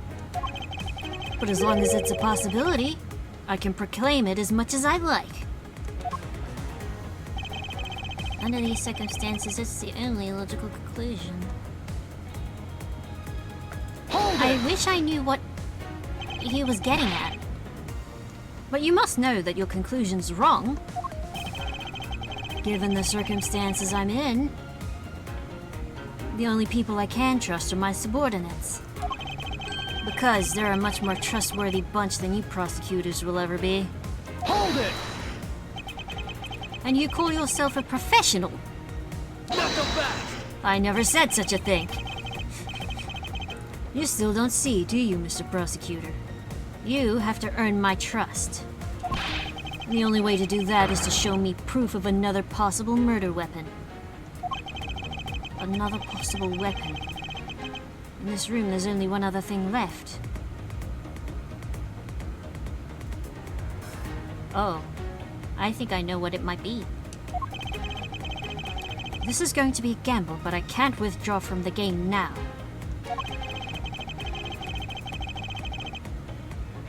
I can't either. I've got 3 negatives in my jokers. You're not gonna get me to trust you by the power of your glare alone, you know. Plus, I have other reasons as to why I think the samurai sword is the murder weapon. You searched the embassy top to bottom, but the victim's blood is only on that weapon. Hold it! It's true. The only place where you could find blood was on the samurai sword. The katana. That's right, even with luminol. Which means that there are no other possibilities outside of what I've already outlined. Do I have a problem with Agent Lang's assertion that the samurai sword is the weapon? I believe so. If you believe that there's no other door of possibility left to open, then allow me to force one open for you. Not so fast! And how do you plan to do that? By showing you what may possibly be the real murder weapon. Not so fast!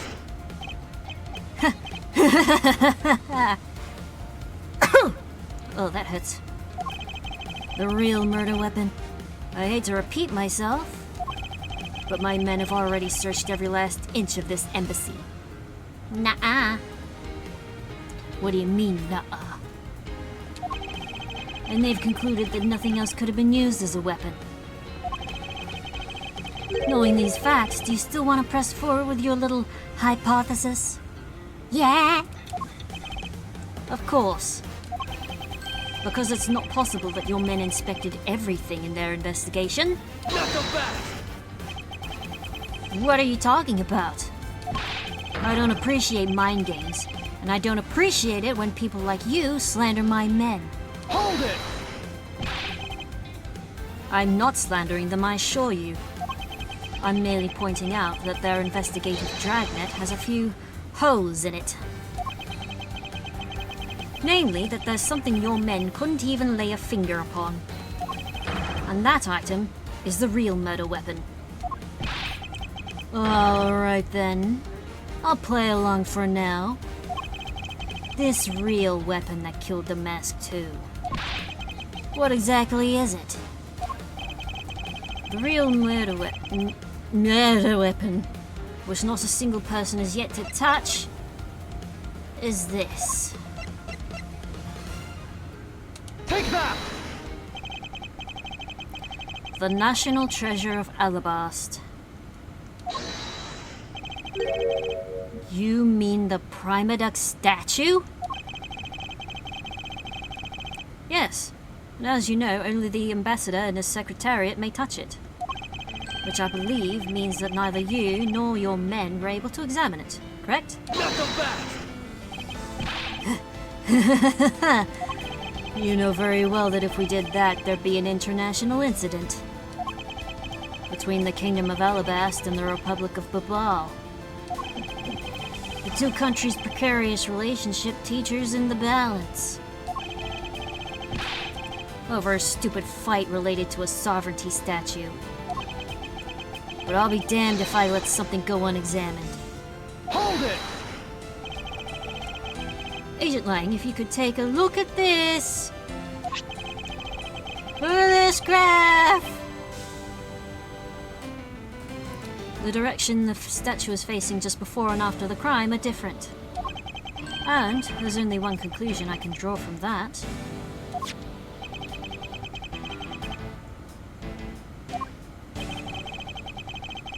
Go look for Ambassador Alba and get him to give us the okay to examine the statue. Shifu, you can't listen to this infidel's words. Infidel, really? He's most definitely trying to trick you. Shifu, please, let's be rational about this.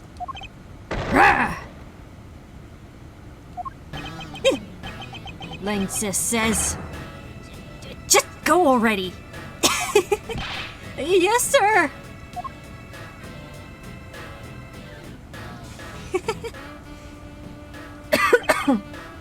Shifu.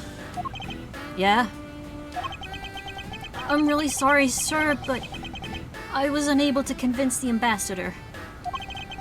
I was unable to obtain permission for us to examine the Primadex statue. Ah, boy. I see. Wait, but then the investigation is at a standstill. Agent Lang, I will go speak with the ambassador personally. Save your breath. He may act all weak and frail, but that old man's one tough cookie. I guess you gotta be tough. You gotta be tough when you're representing a whole country, you know? Agent Lang. What do you want? Let's hurry up and examine the statue already. Oh? But Shifu, what about causing an international incident? Quiet! I'll take the fall if I have to later. Hold it! Agent Lang, the hypothesis is mine. So if someone's to take the responsibility, let it be me. Responsibility? If we're gonna talk in such heavy terms, maybe I should let you. It'd be a real problem for my men if something were to happen to me. Alright then.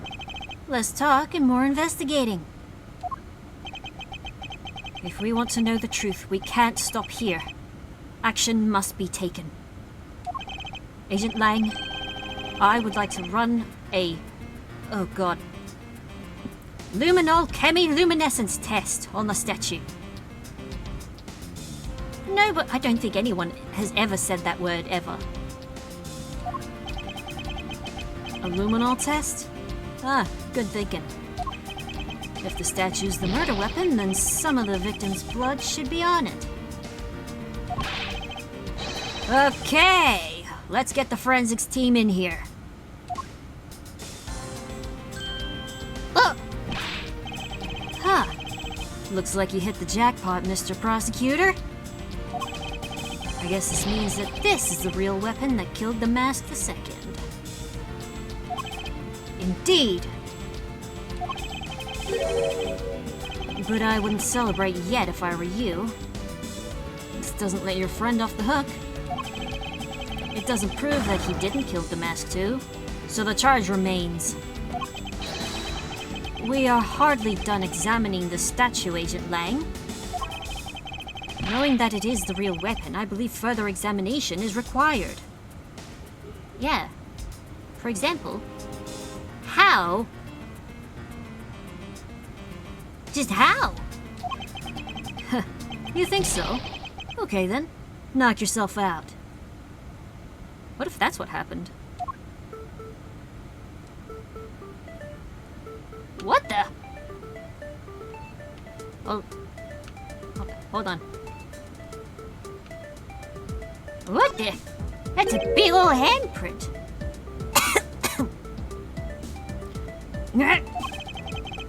And what do we have here? This dirty smudge looks like a handprint. That's a big handprint. Either that or the statue is a lot smaller than I thought it was.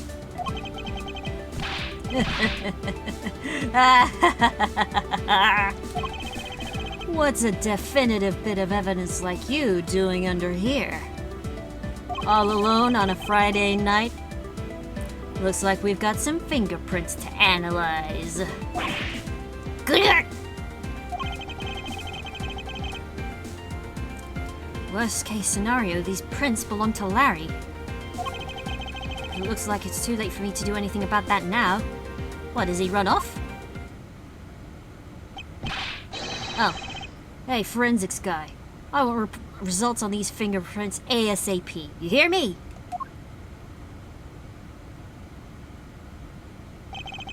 Agent Lang, I have the analysis results, sir. Excuse me. Good, and? Sir, about the prince we lifted from the bottom of the statue. Well, you know, the victim of the murder in the Babali's embassy? The prince belonged to him. So Mr. Manny's coaching, sir. But that's...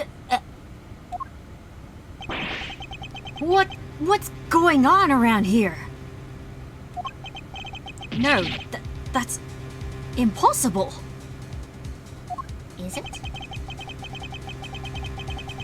I don't think it's impossible. Perhaps improbable. Each Prima Duck statue can only be handled by someone of that country. But by the very fact that Mr. Cochin's fingerprints are on this one, it leads me to only one conclusion. This statue is actually Babal's Prima Duck statue. Hey, we're not in trouble with... What was... I was about to call it Appalachia, but that is wrong. Alabast. Impossible. It can't be. Yeah! Larry never once set foot on Babali's soil, so he was free to go. However, this new piece of information only served to confuse us even further. The ringleader of a smuggling operation was killed with an Alabastian knife in Babal. And Damask too was killed on Alabastian soil with Babal's national treasure. And the mystery of the great thief Yatagarasu, who visited both countries.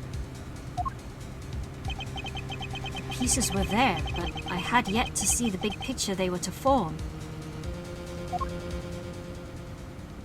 To be continued. Hey. Yeah, I'll save my progress. Ah. Regrouping and situation update. And it's still considered the middle section.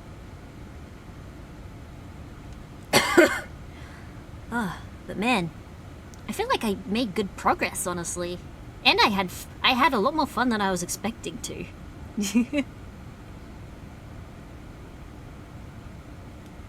From what I could remember of when I originally played this game years ago.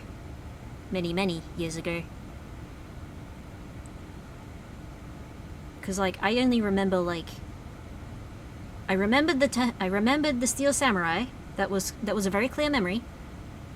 And I remembered the ambassadors.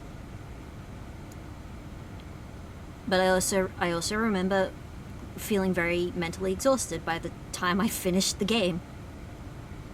Or at least this case. But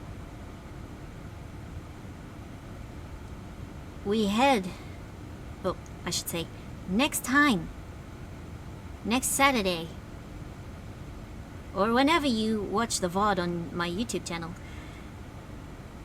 we head once more into the breach to figure out what the hell is going on at this embassy.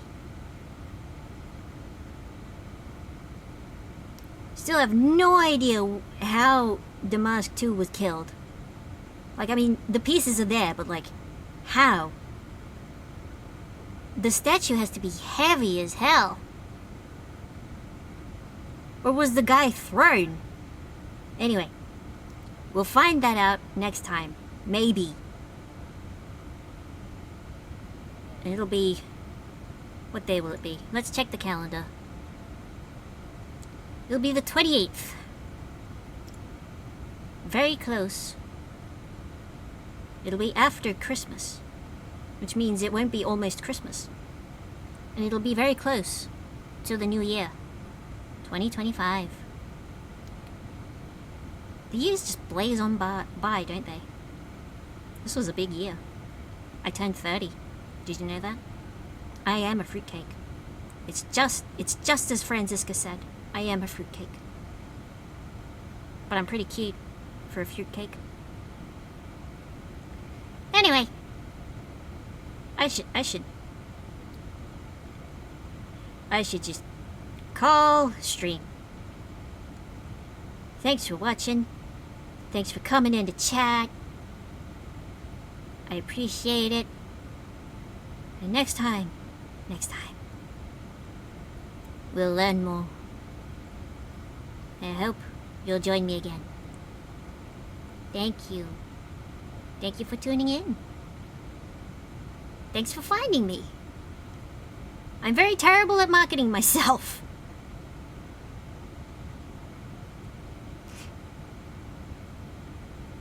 Especially because of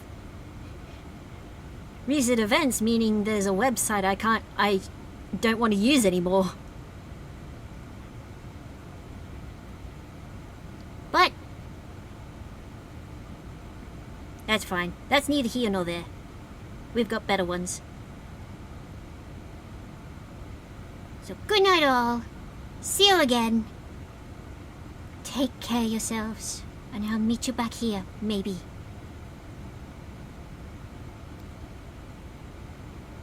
Merry Crimbus. Merry Crisis. Even.